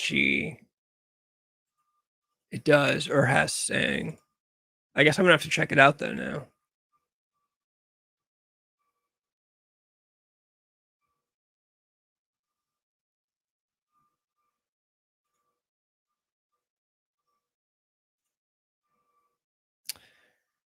Favorite Beach Boys song? No, it's not Wouldn't It Be Nice. My favorite Beach Boy song is, God, of course, I can't remember the names of it. And I can't sing either, otherwise I'd sing it right now.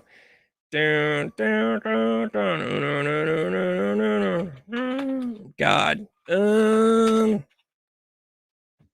Hold on, I know what to do. I'll pull up Apple Music real quick.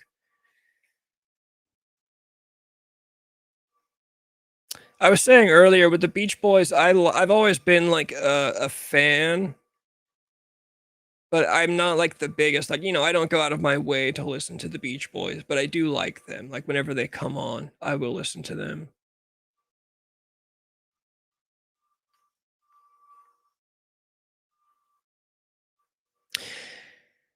Honestly, I would say Forever is one of my favorites, right? Dennis Wilson is my favorite Beach Boy because of the Charlie Manson connection. I know you're late to the stream, John, but most of what I talked about earlier was we talked about, I talk about Manson a lot on the channel.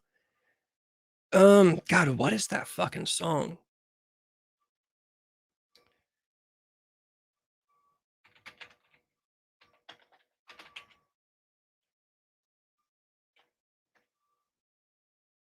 I think it's Don't Worry, Baby. I think that's the one I'm thinking of.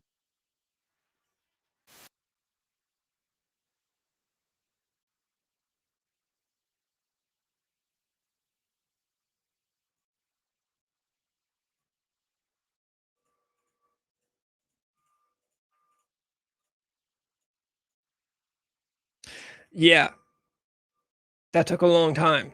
Took a long time for me to get that out. Yeah, Don't Worry. Don't Worry, Baby. That's probably my favorite Beach Boys song. That one and Forever are my two close-ups. I also do really like Little Bird. I'll throw that one out there too. I like Little Bird a lot. I know that was one of the Dennis Wilson songs, or that he was like had a big part in writing. John, I have to ask you since I think you seem to be a big Beach Boys fan. You've seen Two Lane Blacktop, right? What do you think of Two Lane Blacktop? And if you haven't, you have to go watch Two Lane Blacktop tonight. Like I said, I know it's Brian Wilson's day, but Dennis Wilson has always been my favorite of the Beach Boys. Never Learned Not to Love. The original Cease to Exist. Early Beach Boys over early Beatles. That's crazy. Yeah, I'll give you that. That's a hot take for sure. Yeah, only the John Stamos version of Forever. Dude, John Stamos does it justice. John Stamos is the man and has a fantastic head of hair. Never Learn Not to Love, of course, is a great song. Of course, Cease to Exist by Charles Manson is also a great song. They're both good in their own ways. It's a bummer that caused a beef between them. Yeah, this though, early Beach Boys over early Beatles. That is crazy.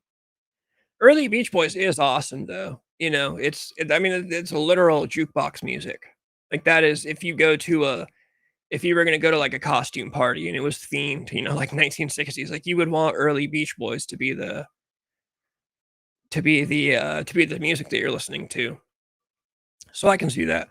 Beatles, I love the Beatles like an absurd amount. So of course I will have to defend early Beatles, but early Beach Boys is awesome. John Stamos is the man. I didn't know he still acted, and he's on that You show. I only knew he still acted because of that meme of the girl thinking that she's doing Michael Jordan's signature shimmy. Wasn't that recent? Is that from like a recent show?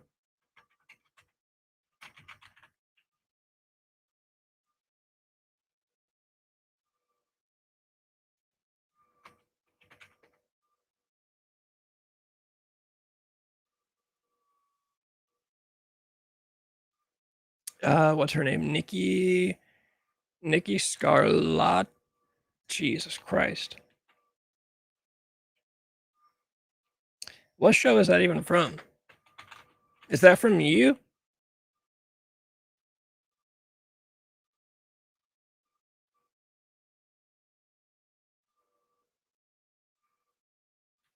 I don't know. I can't find it. Someone's got to fill me in on that though.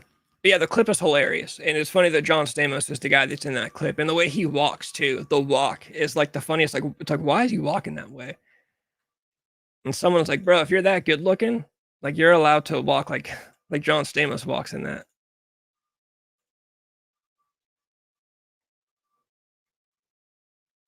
Here, let's see. Just for everyone who's wondering what we're talking about, if you haven't seen it.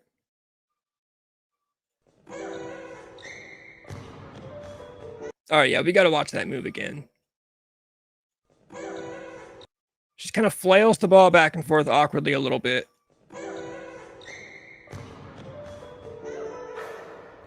Nice shot. Who taught you that move? Jordan's signature shimmy? And yeah, the way John Stamos is walking. Dude, like this girl's got to be like a high school basketball player. Who is he flexing for like that? Who taught you that move? Dude, he's got like where is it? Like a thumb in the pocket or something? Like we're in the 6th grade? Who taught you that move? Jordan's signature shimmy. It's a classic. It's an all-time classic. That's the only reason I knew that he was still acting. Because that clearly has to come from a show. You know, he's walking that way because he's allowed to, because he's John Stamos. That's the only answer I could really come up with. Let me go back to some of these comments. I want to see if anything. Yeah, Forever is definitely underrated. Forever, I think Forever is pretty much, I would say, Dennis Wilson. Like, out of his songs, you know, that's probably his most popular. And really, today, it's probably honestly most popular because of John Stamos, which, you know, I give him credit for that, because that's awesome that he kind of gave that song the credit it deserves. It's a great song. Like, if you were going to write a song for a girl, you wish you could come up with the line, "If every word I say could make you laugh, I'd talk forever."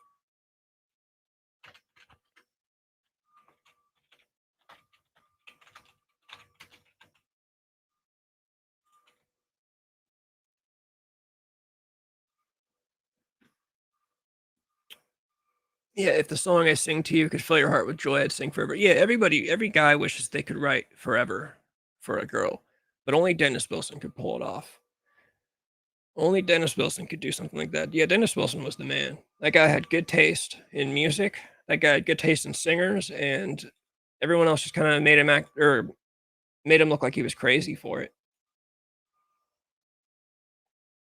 And Dennis Wilson is really the guy that tried to even push them forward. Like, I think without Dennis Wilson, you know, they would have just stayed like early Beach Boys forever.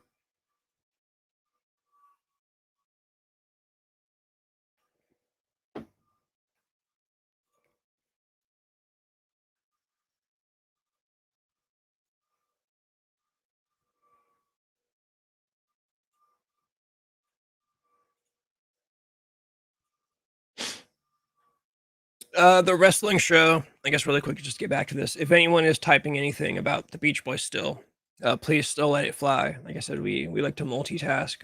We can do multiple things at one time. I'm only getting through this really quick just because I put it in the title.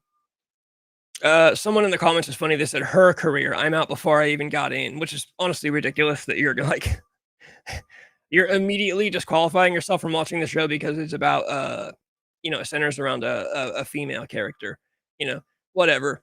I do think it's silly that they're doing a wrestling drama in general. I don't know who they think is going to watch this. I think recently, like, Monday Night Raw did one of its worst ratings like ever.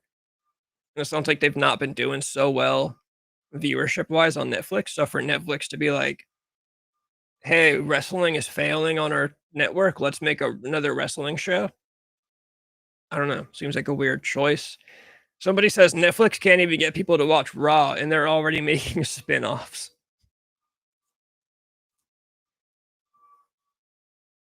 Yeah, I don't know. Seems like a weird choice, but I guess whatever. I probably won't watch it. Honestly, I won't watch it. So who gives a fuck? I'm not watching that shit.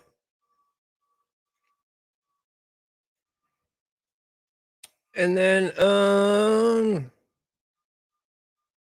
the last topic I even actually had planned before we just launch into free-for-all is, of course, the the Jared Leto accusation,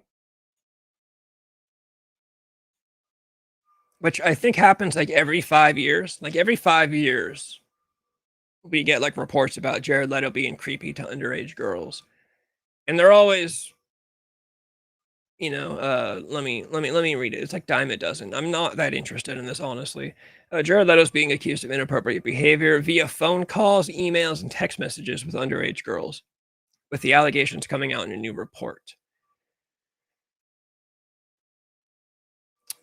Published an expose with accounts from several women who say they met him before they turned 18. According to the report, a few of these women claim Jared Leto asked for their phone numbers, including one who says she was just 16 years old when he texted with her in 2006.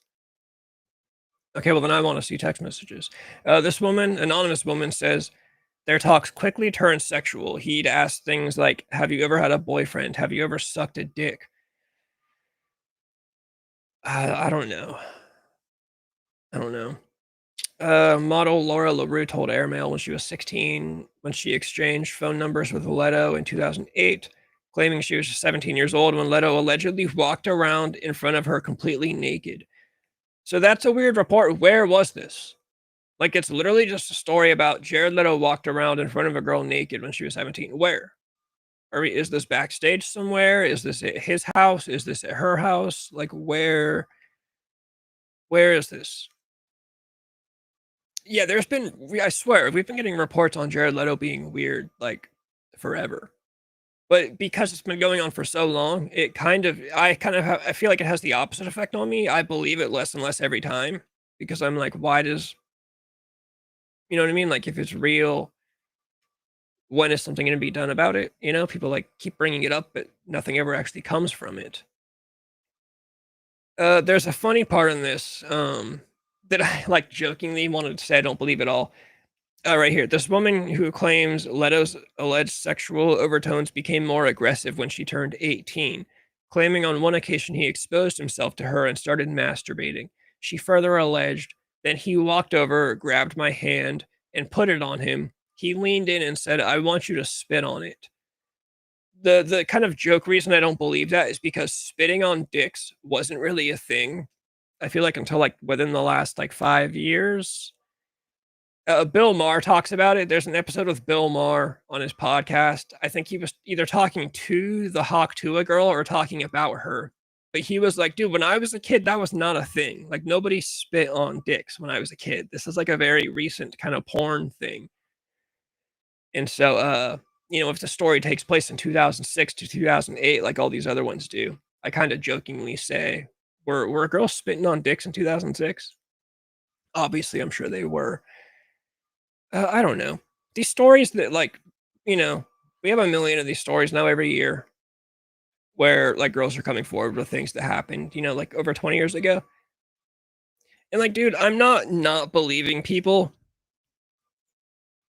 Yeah, that's kind of where I'm at. He's weird. I like Jared Leto a lot, right? I like his movies. I love Requiem for a Dream. I love 30 Seconds to I love one album by 30 Seconds to Mars, of course, A Beautiful Lie.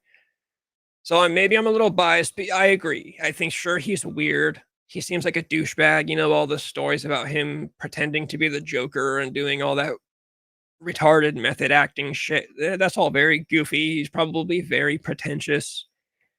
But like dangerous predator level, I don't really see it. People are always like, "Oh, he looks so weird." I'm like, "No, I think you think he looks weird because he's like your grandpa's age, but he looks like your brother's age. Like this guy's in his 50s. And he looks like fucking Jesus. Like, this guy's doing black magic for sure. There's no way this guy right here is in his fucking 50s looking like that. But I was just saying, we get these stories about guys, these accusations from like 20 years ago. And again, like I'm saying, I'm not believing anybody. I want to see proof. I feel like we don't ever see proof. I always think about it like myself, right? So like my first girlfriend, I was a freshman in high school. So this was like 2009.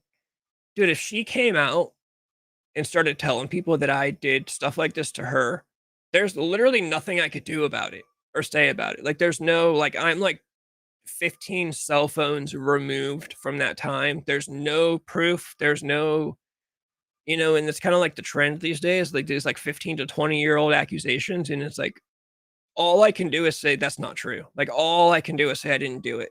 Like, what do you want me to do? What is Jared Leto supposed to do about these accusations? Like the phone that they're talking about, he texted them from is from 20 years ago. Like, what is he supposed to do about it? I had a friend that left Tumblr because his fans would try to message her to DC Tumblr, and this was around the Suicide Squad. They tried to recruit her and bring her to the 30 Seconds to Mars tour. That's weird. Hold on. I had a friend that left Tumblr because his fans would message her and try to bring her on the tour.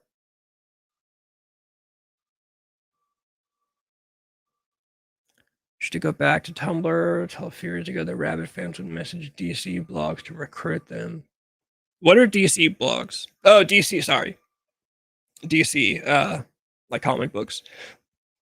Everyone always talks about the cult thing with Jared Leto. And I kind of think it's Jared Leto's fans that are weirdos.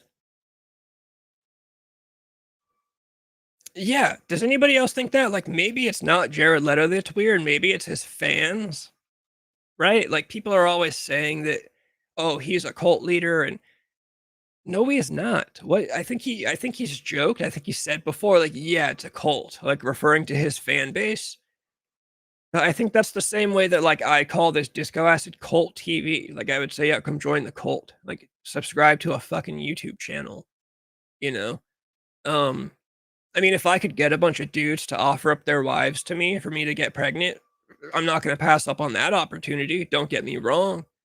But at the same time, I'm not gonna demand it. I'm not gonna tell you that God's talking to me and that I'm a messenger. You know, I think it's his fans that are weirdos. She had a Harley Quinn blog.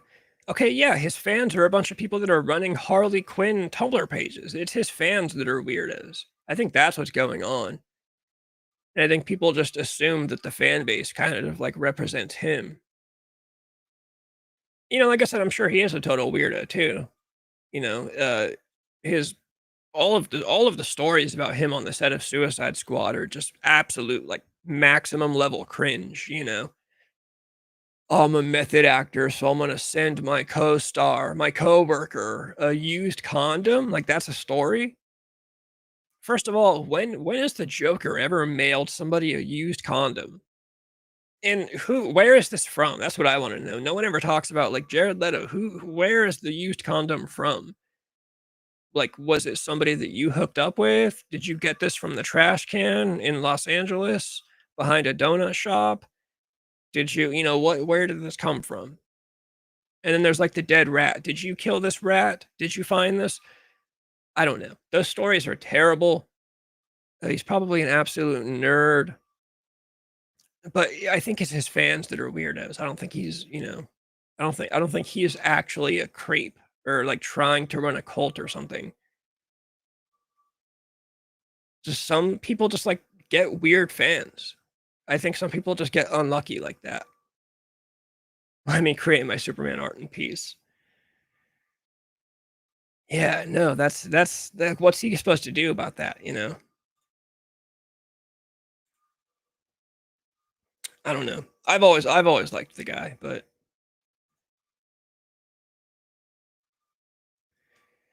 you know what's funny is that I could totally see that being true. So I've complained about this for a while that I think these like backstage and behind the scenes stories in Hollywood are getting way too carried away, and I don't believe half of them.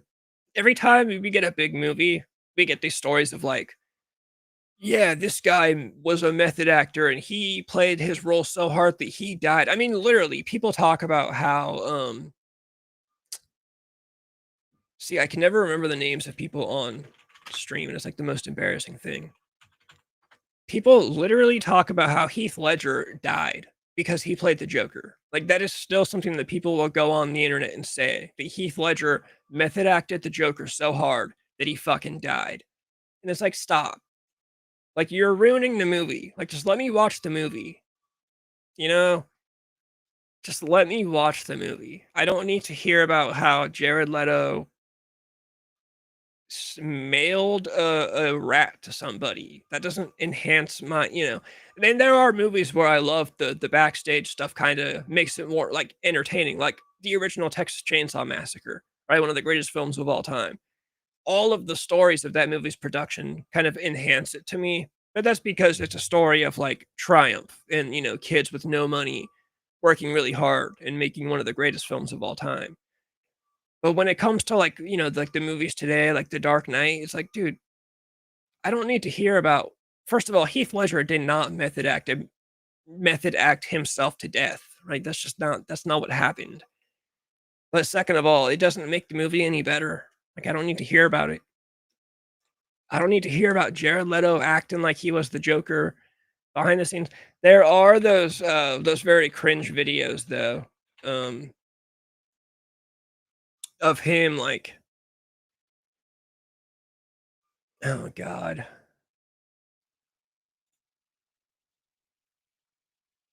him like on set and the way he was like talking to people.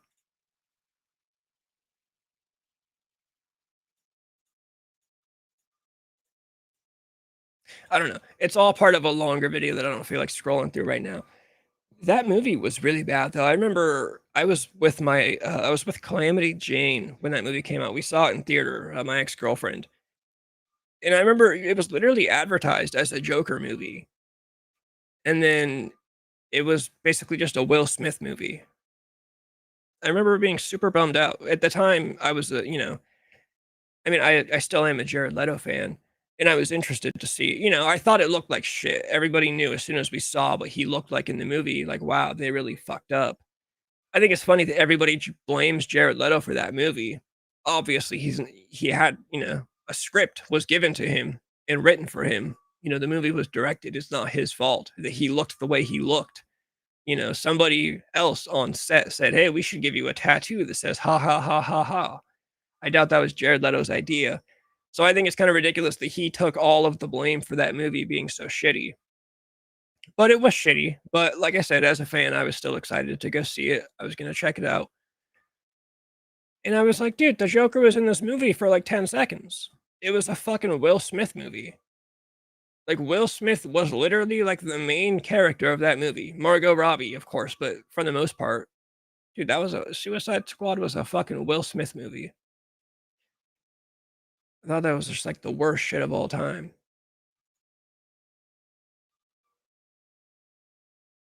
Speaking of Batman, I could circle this back to Charles Manson and talk about how Jack Nicholson played the Joker, and Jack Nicholson probably knows some stuff about Charles Manson that he'll never talk about.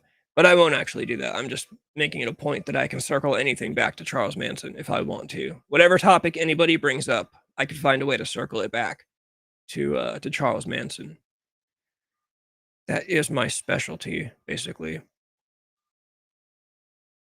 Oh god, yeah, that first Suicide Squad movie was just fucking awful. Nobody liked that movie, right? I can't think of anybody who even liked that movie. I felt really bad for Jared Leto. I think he said in an interview, he's like, "Yeah, we shot a lot of shit. Like, there was a lot of Joker scenes. I don't know why they cut out, like, all of them." I mean, dude, he was not in that movie at all.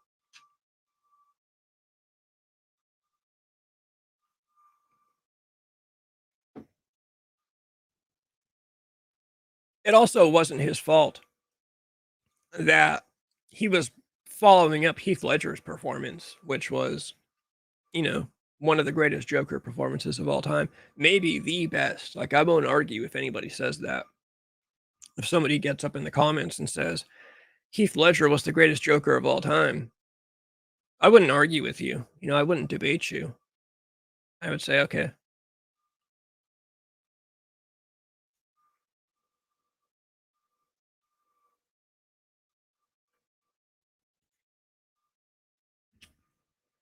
I don't think I am ever gonna do another like ranking pictures of. Now I'm just kind of flying around to random topics right now. I do have a lot of Sabrina Carpenter pictures saved, but I don't think I'll do another. At least not for a while, not for a long time. But the Sydney Sweeney one did do really well, like for the standards of my channel. That video did really well, but if I ever did another one, it would be Sabrina Carpenter. I would do Jenna Ortega. I like her more as far as like appearance goes, if we're being honest here. But there's just not as much like pictures, and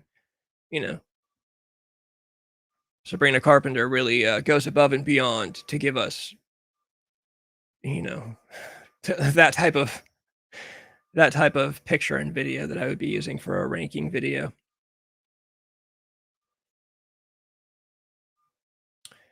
I don't think I have anything else saved. My Twitter bookmarks now is ridiculous because, like I said, I've been saving so many Sabrina Carpenter pictures that it's that is just like, now I'm like bombarded with pictures of her. What other bookmarks do I have? Elon Musk already apologizing for his Donald Trump tweets. That's pretty hilarious. Literally earlier today, Elon Musk tweets, "I regret some of my posts about President Donald Trump last week. They went too far." Dude, I don't even take politics seriously anymore. Like, it's a reality show. But the worst part is that that's all that's going on ever. Like, this is my biggest struggle when it's time to get on a live stream. I'm, like, going through topics, like, I'm looking at, like, TMZ and Pop Crave, and half of that's about politics. I'm like, "Dude, what happened to the days when you could, like, do a pop culture show and not have to worry about running into politics?" It's, like, impossible to avoid. But, yeah, politics are just like a reality show at this point.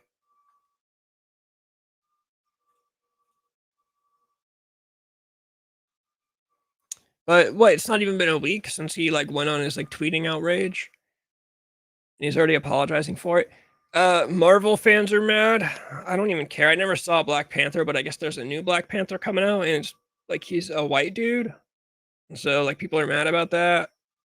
So that seems to be like a funny debate now that like the race swap is like going in the reverse direction. I think somebody said there is a comic book or a comic series where Black Panther is a white guy. Like there is a white Black Panther. But I'm not gonna act like I can talk about that on stream for more than like 5 minutes. Something I was gonna talk about last week that I didn't was Nikki Sixx talking shit to Noel Gallagher from Oasis. That's always a fun. You heard Brian Wilson's rap song "Smart Girls." I give it a listen. The peak of music. No, I never knew Brian Wilson even. There's no way.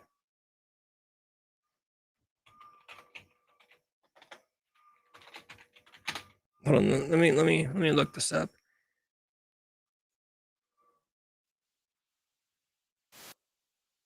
Gotta be cop. Going, I'll say something or I'll talk about it. No way. There's no way this is real. My name is Brian and I'm the man. Those are that's the first line of the song. There's no way this is real. This is really Brian Wilson.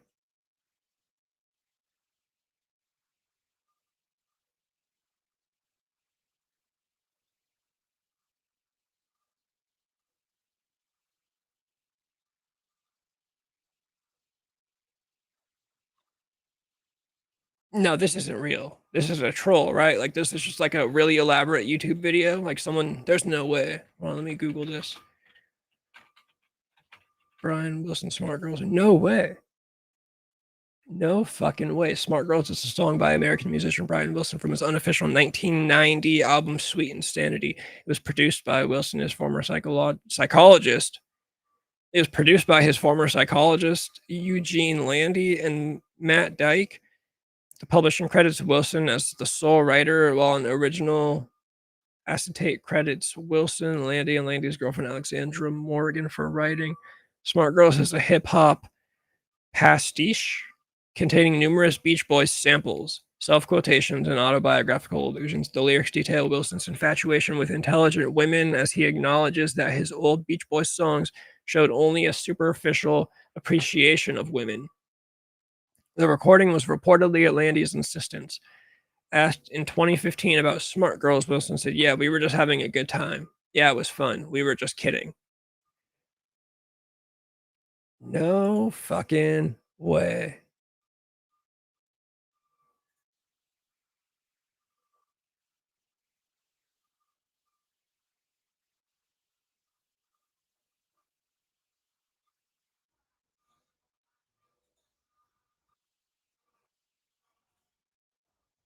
Yeah, I just got past the round, get around.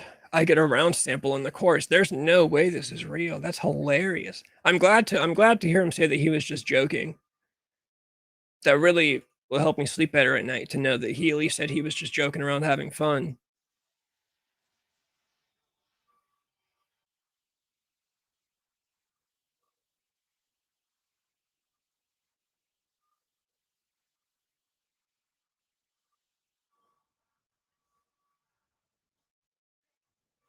I'm no different from the rest. I love hips and legs and breasts. You fucking get 'em, Brian Wilson. Where's John Lennon's rap songs? I rest my case. John Lennon gave us "Woman" is the the N-word of the world, though. There's that. You can't take that away from John Lennon. John Lennon said the N-word shamelessly and on national TV. A male entertainer's actor crushes Ryan Phillip. Dude, what's Ryan Phillip been doing? I've only ever seen him in I Know What You Did Last Summer. Skeet Ulrich. Skeet Ulrich is a good-looking dude, too. Big fan of the original Scream. I mean, the original Scream is one of the greatest horror films of all time. But yeah, what is Ryan Phillippe up to these days? Is it Phillippe? I've always said Phillippe. I think that's the way I've always pronounced it. Skarsgård brothers, not just Bill only. Nikki and a fight with Noel. The Gallagher brothers are notorious for fighting everyone in music, but Oasis actually is getting their act together for the reunion. I wish Motley Crue done that. Yeah, so Motley Crue, I know the Gallagher brothers are famous for fighting, but Nikki Sixx, damn, like an actual fist fight, Nikki Sixx versus Noel Gallagher. I don't know. I won't just give it to Noel that easily, because Nikki Sixx has to have been, somewhat of a scrapper back in the day. Like, back in his prime, Nikki Sixx probably could have beat me up, I would say. Oh,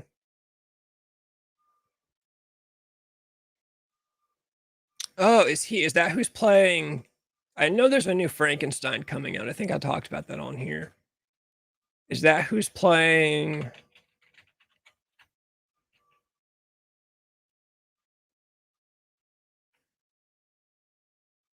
Is he playing the monster? Because if I look up the cast, Victor Frankenstein is being played by Oscar Isaac, and Mia Goth is playing Elizabeth.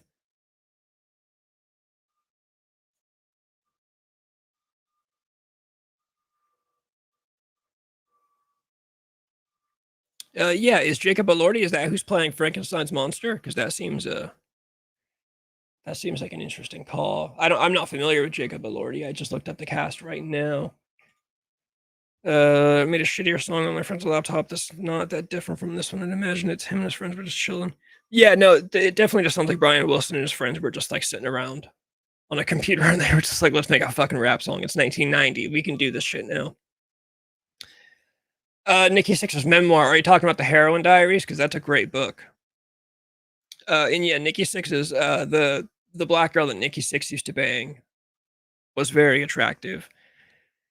If that's the one you're talking about, the Heroin Diaries, that's the only book. So I was a junkie for like, I don't know, when you're a junkie, you don't know time very well. Most of my 20s, basically, I was on heroin and then I went on to fentanyl.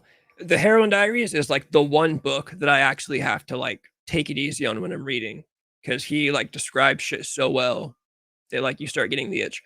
And like I can do anything. Like I can watch any Kurt Cobain interview, or I've got Slash's autobiography. That's no problem. But for some reason, Nikki Sixx's Heroin Diaries is like the one piece of media that like I kind of start getting the itch when I'm reading that shit. And I'm like, oh yeah, you know what? I gotta stop reading this. This is getting a little too much for me. It is a really good book. All of Prince's exes are also members of Motley Crue's exes too. Yeah, it's crazy how groupies used to be like notorious like that. Like there were like famous groupies. I mean, I guess similarly, like we're in a time where, like we have OnlyFans girl, but they're not groupies though. Like they're just banging anybody. Whereas groupies, I have more respect for groupies because they were like out for like the rock stars. Does time go by slowly when you're a junkie? No, actually, time goes by fast. For a couple, 1 year, you're kind of nodding off all the time. In your early parts, once you develop a tolerance, you wish you can nod off. But no, time goes by fast because you're like sleeping half the time. And then what does happen though when you're a junkie is your time, like you kind of lose all sense of time. Like I remember I would never know if it was Monday, Tuesday, Wednesday, Thursday, because you just do the exact same thing every day. It's just wake up, go to your dealer's house, go to the pawn shop, sit in your car for 8 hours, fall asleep, wake up. So that is one thing that happens. You just kind of lose sense of time completely. Yeah, I remember never knowing what day it was until like I'd look at my phone, obviously, but yeah, all the time. I remember thinking it was like Friday and it was fucking Tuesday, or thinking it was Sunday and it was fucking Wednesday.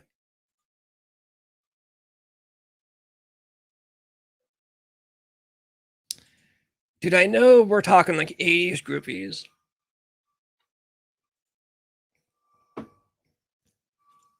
And this movie, I think it's like 60s and 70s groupies. But what's that movie? There's a movie about groupies, like in the 70s. I think in the 60s and 70s. I think it might just be called Groupies.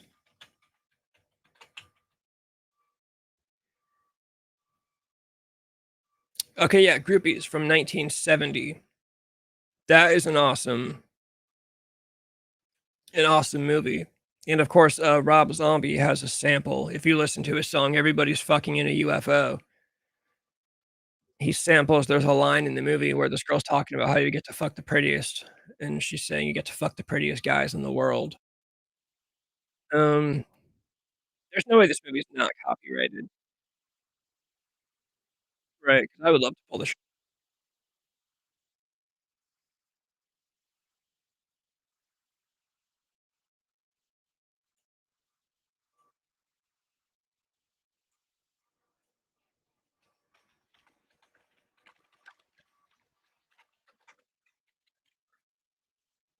Is there a trailer? No, of course there's not a trailer because it's a movie from 1970.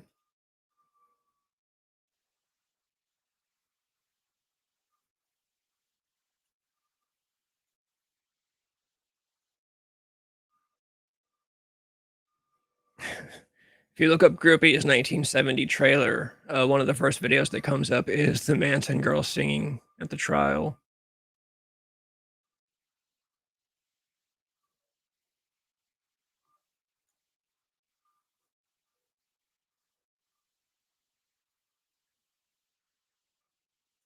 Well, it looks like there is somewhat of a trailer. Let me pull this up. If nobody has seen the movie Groupies from 1970.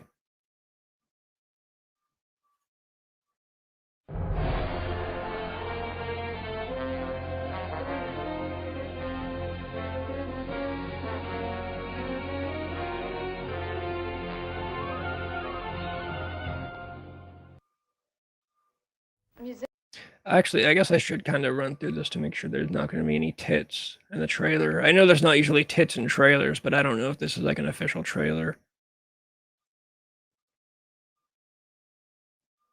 And I would be pissed if I got in trouble for there being tits. Dude, that appeal that I sent into Twitch when Twitch suspended me for 24 hours for sexual content just for looking at pictures of Sydney Sweeney, they rejected my appeal too. It's like outright rejected me. Just said like, nope, sexual content. I'm fucking ridiculous. Musicians appeal to all of us. Musicians do, and a lot of times the same musician. Witches, yes, I did see Nosferatu. I thought it was pretty cool. And lay the Manson fun fact on us. I'm down to hear this. What did you think of Nosferatu too? Because I probably honestly, not to sound like a dirty fucking hipster, but I probably do still like the original better. Just for the novelty, honestly, it's just really fun, But I think Twitch has always been soft. Well, no, Twitch is soft if you're like not saying the right shit, I think. like if one is really a much better musician, a real excellent musician, you just kind of tend to fall for them. All girls do. I feel great. Sort of been on a nature trip too today. I dressed organically for the evening. I used to be a groupie. When I went to New York, it was just all these people, and everybody's super nice to me, and I didn't realize that the whole scene was all you had to do was have a body, and like go back to a motel and ball, and then the next day the person didn't even know your name or didn't care who you were, And like I made the same mistake about 50 times, and then one day some friends of ours from England gave us some Blue Osley, and like we tripped, and I had on this really low-cut vest, you know, and this really risque outfit. And I looked in the mirror and I just said, wow, you fucking whore, what are you into? It makes me, in a way, feel, you know, superior. I mean, it's ridiculous, but it really does, you know. I like English men. I don't know why, I just do. They've got a lot more charm. Just told my cousin to be careful at Sac State University because Squeaky would roam the college asking for rides. That's hilarious. There's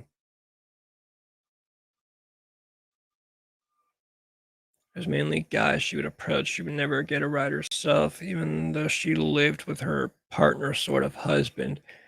I know Lynette Fromm's, her time, like after Manson. I was just on a stream, I think like last week or 2 weeks ago with my old co-host.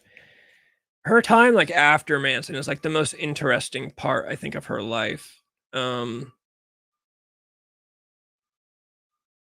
know, like she was like living in like the Central Valley with like gangsters at one time.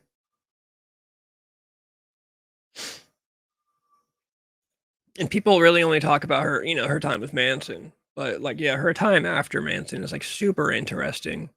You know, like, yeah, lingering around Sacramento, Central Valley area. She's kind of a strange person. I've always liked Lynette Fromm, though. She seems like a funny person. She seems like a decent person, you know. So what? She brought heat. She brought straight up heat to Gerald Ford's face. Whatever, you know. You can forgive girls that do shit like that.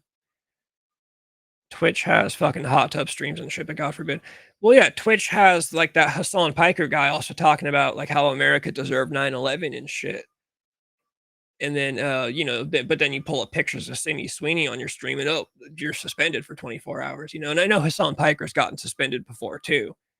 You know, and they're not going to get rid of him. Of course, that guy's making a shit ton of money on there, but it's just funny. All these streaming services, they've got all these rules, but they're all so not set in stone. I know there's a word that I'm looking for that I can't find, but you know, they're all just meaningless rules that they just kind of dish out here and there whenever they feel like it or whenever it's convenient. And they can never explain to you what you really did wrong. You know, like I got the suspension for sexual content.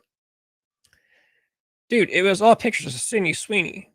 Fully, you know, not naked ever in any picture. She's not a fucking porn star. Like this is a movie star. This is an actress that we're looking at. So like I'm looking at pictures of Hollywood actors on stream. Like what part of that is the sexual content? But you know, they won't tell you why they denied your claim. You know, they never tell you shit. Exactly. It's all fun and games till she starts yelling at the bookstore. Yeah, I don't know why. I mean, I don't know why I got this way. It's really strange. Well, I got into the rock music when the Beatles came out. I like how she almost just fucking ate the microphone. It literally almost ate the microphone. When the Beatles It's like a little too high on something, just slipping straight into the microphone, talking about the Beatles. came out. Well, there's only one way that you can outgroup Linda Eastman at this point, and that is to get Lennon from Yoko, which is going to be at least another 2 years, or Mick from Marianne, which could happen anytime some chick comes along who's just fucking incredible, you know. There's not many of them have that much to offer, really. You know, if they got something special, it'd be cool, but most of the chicks that are flaunting it around are just the normal run-of-the-mill stuff. They get used to it, I guess, you know. It must be like... Oh, yeah, you get the idea. The movie is on YouTube for free. If you just look up Groupies 1970. It's literally just a movie about groupies. Yeah, in 1970. It's like a documentary. And they just talk about like why they do what they do. They just like fucking rock stars. But there was like a whole scene back then, like of groupies. Like groupies themselves were kind of rock stars of the underground. You know, Grand Funk Railroad has that line in their song. I think it's like Sweet Connie was doing her act. Connie was... Yeah, Sweet Connie doing her act. She had the whole show, and that's a natural fact. Connie was like a famous groupie in the rock and roll scene. I'm pretty sure she was like a fucking teenager too. You know, because we're talking about the 1970s. Yeah, Connie Hamsey. Born in 1955, also known as Sweet Connie or Connie Flowers, was an American woman who was known as a groupie who claimed to have sex with numerous rock musicians. Hamsey also received attention for her claim that she was propositioned by Bill Clinton.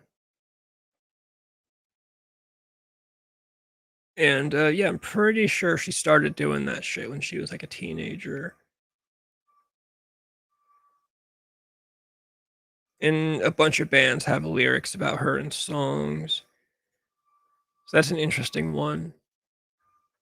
I've talked about, like, very shortly how I would like to do a video on Tracy Lords. I know that's not a groupie, that's a porn star, but I don't know how much stuff there is out there about her, like, that I could really make a decent anything on, you know? But yeah, the Tracy Lords story I think is super interesting. Which, like I said, I know she's not a groupie, she was a porn star, but a similar topic, right? She gets in, she starts making porn at the age of, like, I think 16, 15, she got her fake ID. And she's, like, in Penthouse. Somewhere out there in America, there are guys that have magazines with a 16-year-old girl in them.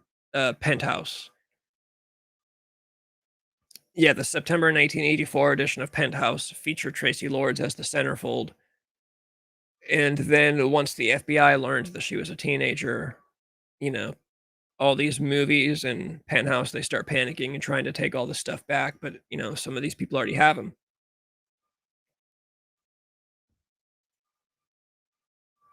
I'm not too into heavy true crime. Hunter Moore. Hunter Moore, you're probably into Hunter Moore because he's a NorCal guy. Dude, Hunter Moore, we talked about Is Anyone Up on the channel. I tried, when I first turned 18, I was in a band, and I tried to submit inappropriate pictures of myself to Is Anyone Up for the promotion, right? Because that's what you would do. You would send in a picture of yourself, and you would pretend to be like a scorned ex-girlfriend, and you would say, here's this guy from this band, right? And then people would see the band name on isanyoneUp.com, and then they would go check out your band. But they never posted my pictures. But the Hunter Moore story is crazy, you know, just the fact that revenge porn was like not even a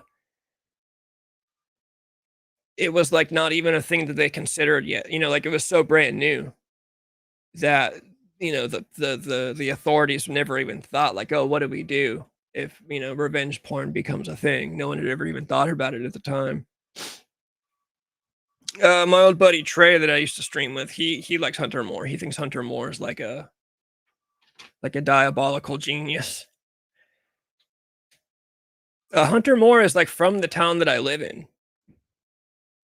And I think he lives here right now. Like, if I went to the gym, there's, like, a chance that I could run into Hunter Moore. Let me see. Yeah, he's from Sacramento. But Sacramento's like 20 minutes from here. But yeah, he grew up in the town that I live in, which is, like I said, like 15 or 20 minutes from Sacramento. So yeah, Hunter Moore could be like down the block from me right now. Like, if I go knocking on doors, there's a decent chance I roll up on Hunter Moore.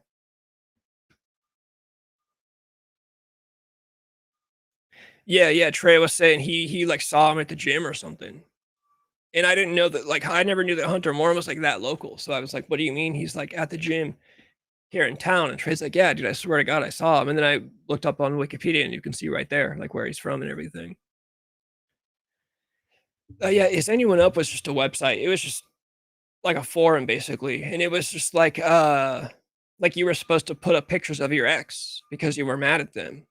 And then it turned into, like, the guitar player for A Day to Remember was on there, I think, was one of the ones. Like, you know, his ex-girlfriend had a naked picture of him, and I think I don't know, like, he broke up with her or something, and then so she would go submit it and post it. But then that would end up doing well because the band name was there. So it'd be like, yeah, here's the guitar player for A Day to Remember. And then people that hadn't heard of them would go check out A Day to Remember. So that was my whole thing, was I would post the picture because you would submit pictures is how it worked. And then they would either post them or not. So then, yeah, you would submit the picture with a caption as if you were an ex-girlfriend and say, yeah, here's this guy from this band. You know, here's Beckett from June Breaks Bright. You know, he's a dick. And then, but it's actually me. But no, they never got posted. So my band never got famous.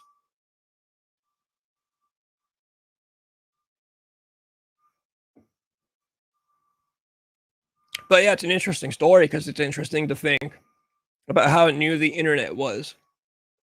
That like this was like not even a thing, you know. I guess it's like the same with like bullying rules. I think there's like laws that have to do with like cyberbullying. You know, like when the internet first was a thing, no one ever really thought about how like kids could bully each other on the internet. Which I kind of am like, I don't really, what's that famous Tyler the Creator tweet? Like, just don't look at the fucking screen.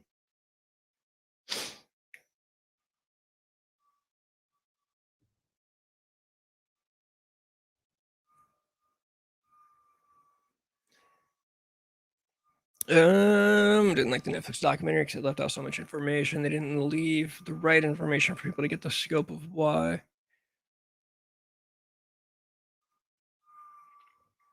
I never even watched the Netflix documentary, the one that you're talking about. I just know a lot about the story because I was like in high school when that stuff was happening, so I knew all about it naturally. I feel like Annie might have watched the documentary. I don't remember. She might have mentioned it, but she might not have. I never even really used Netflix. But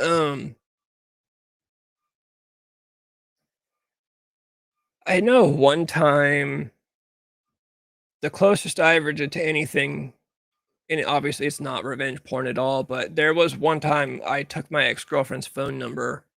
I went on 4chan and I went on Google and I found a random picture of like a porn star, some naked porn star.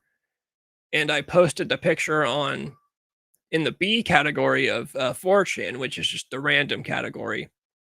That's like the most scandalous category. At least it was back when I was in high school. And I posted that picture with my ex-girlfriend's phone number. And I wrote, like, hit me up if you're looking for a good time or something cheesy like that. Within like 5 minutes, my ex-girlfriend calls me because she knew I was a dick. She knew how I was. She calls me and she's like, why is my phone getting blown up by strangers, like saying inappropriate shit? And I was like, I don't know what you're talking about.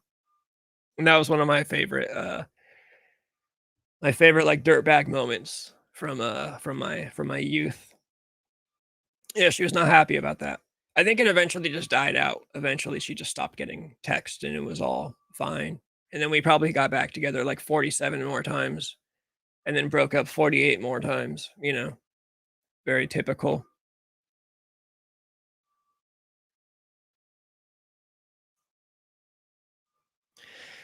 I'm gonna I've been slacking on this, but I want to, because with my streaming service that I use, I have the option of playing music in the background. But I can put in my own song though. Like right now I can do like looped AI generated just like generic music right now. Like let me see, let's play one. Um it's literally like there's categories like chill. What the fuck is chill?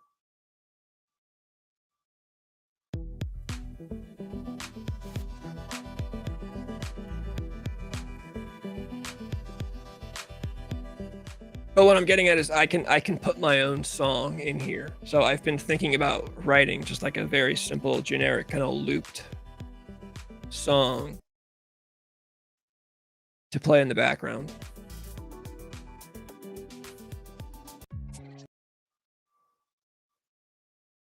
It damn near sounds like porn music. Like this is what you'd hear in like the beginning of a porn video. Like when Adria Ray is walking up to the hotel room that she's about to do the gangbang in. That's what you'd hear. This is terrible.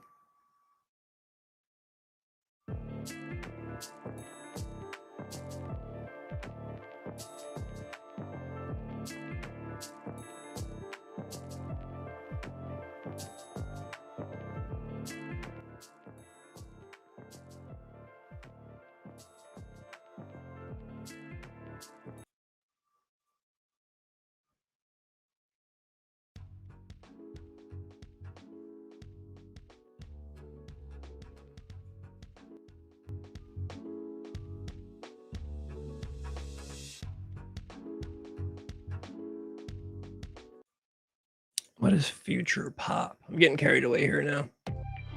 I gotta get off here pretty soon anyways.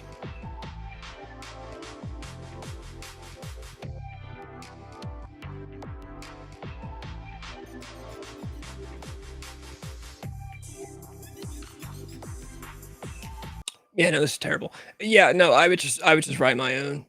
I would just do my own. And I've been wanting to do that for a long time. I just haven't yet. But honestly, mostly just have to fill up awkward, or fill up dead air. I feel like you can have silences in a stream. Like if I'm looking something up, if there's some background music. When there's no background music, it just makes me look bad.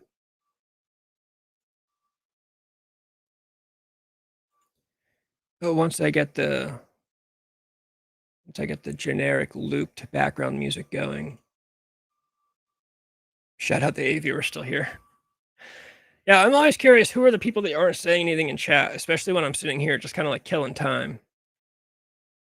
Which is Brew, it's been nice seeing you next time. Right on, right on.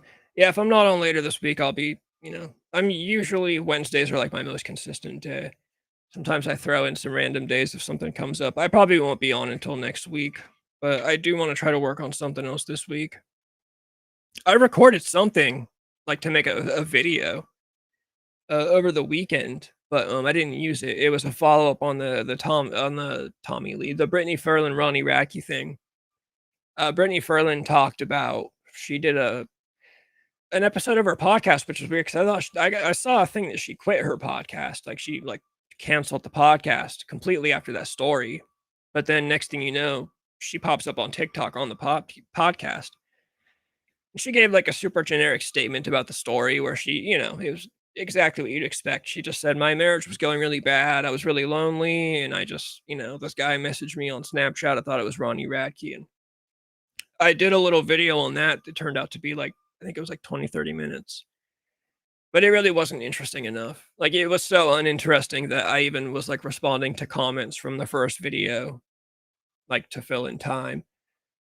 Which is something that I actually wanted to do on stream. I just keep forgetting to pull up those comments. But yeah, I ended up not using it. It just, there was nothing to it. Like I said, it was a very dull.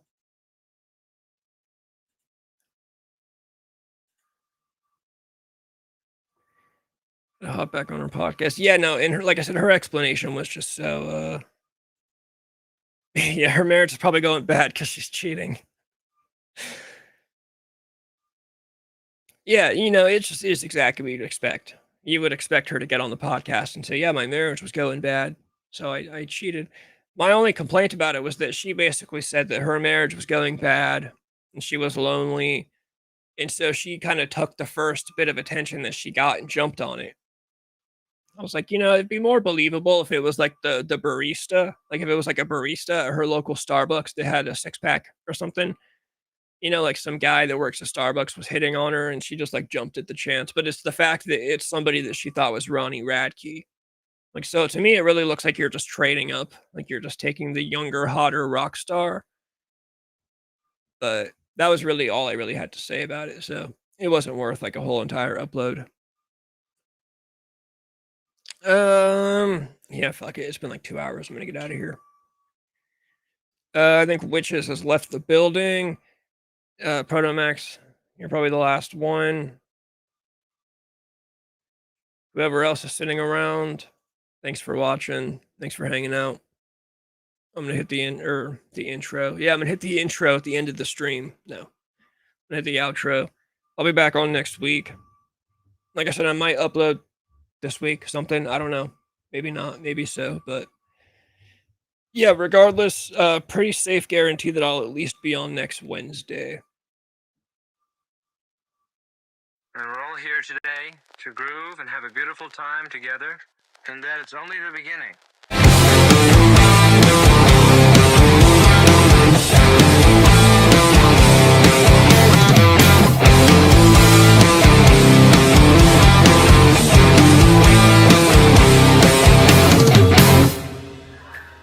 Sometimes I think I'm drunk, and then I realize I am drunk.